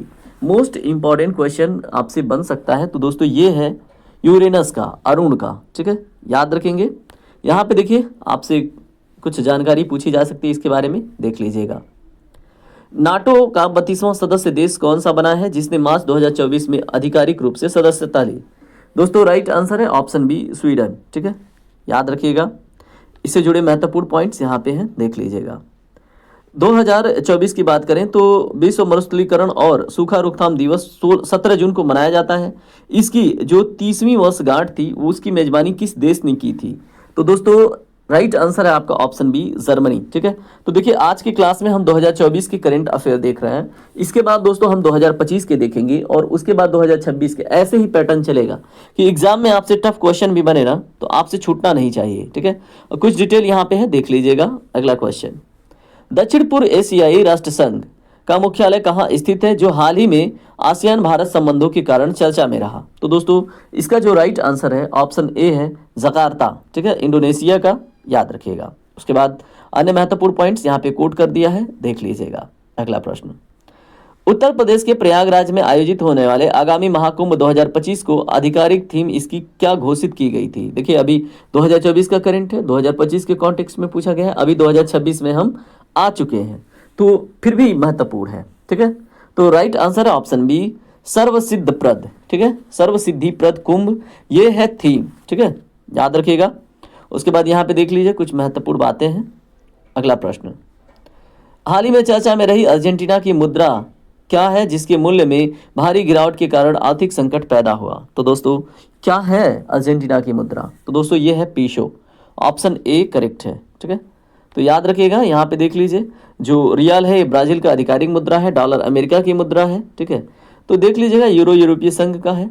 और आज का लास्ट क्वेश्चन क्या है, भारत का पहला स्वदेशी परमाणु ऊर्जा रिएक्टर जो 100 मेगावाट का है जिसने हाल ही में अपनी पूर्ण क्षमता के परिचालन शुरू किए हैं, कहाँ पर स्थित है? वेरी वेरी इंपॉर्टेंट, आप देख लीजिएगा। ये भी कहीं ना कहीं आपको देखने को मिलेगा। ऑप्शन बी करेक्ट है, काकरापार, गुजरात में। ठीक है, और यहाँ पे देख लीजिए जो अन्य महत्वपूर्ण बातें हैं, तारापुर ये भारत का पहला परमाणु ऊर्जा केंद्र है जो अमेरिका की सहायता से बना था।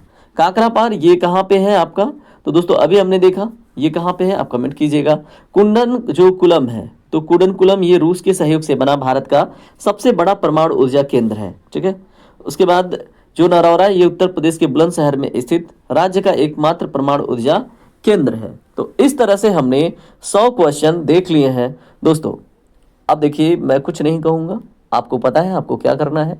बाकी जो आज का क्लास रहा कैसा रहा, आपने किस तरह से एंजॉय किया, आप मुझे कमेंट करके बता दीजिएगा। ठीक है, और बाकी आपका जो अपडेटेड करंट अफेयर है अगले टेस्ट में मिल जाएगा। और करंट अफेयर का एक मैराथन मैं फिर से तैयार करके, जैसे यूपी का मैंने तैयार करके दिया था, ठीक है, जिसमें मैंने लगभग 250 टॉपिक कवर किए थे, वैसे ही यूपी का भी आएगा एक मैराथन, वैसे ही पूरे भारत का आएगा, वैसे ही पूरे विश्व का आएगा, जिसके लिए आप मुझसे जुड़ सकते हैं। ठीक है, तो चलिए आज की क्लास को यहीं पे संपन्न करते हैं। जय हिंद, जय भारत, आपका दिन शुभ हो।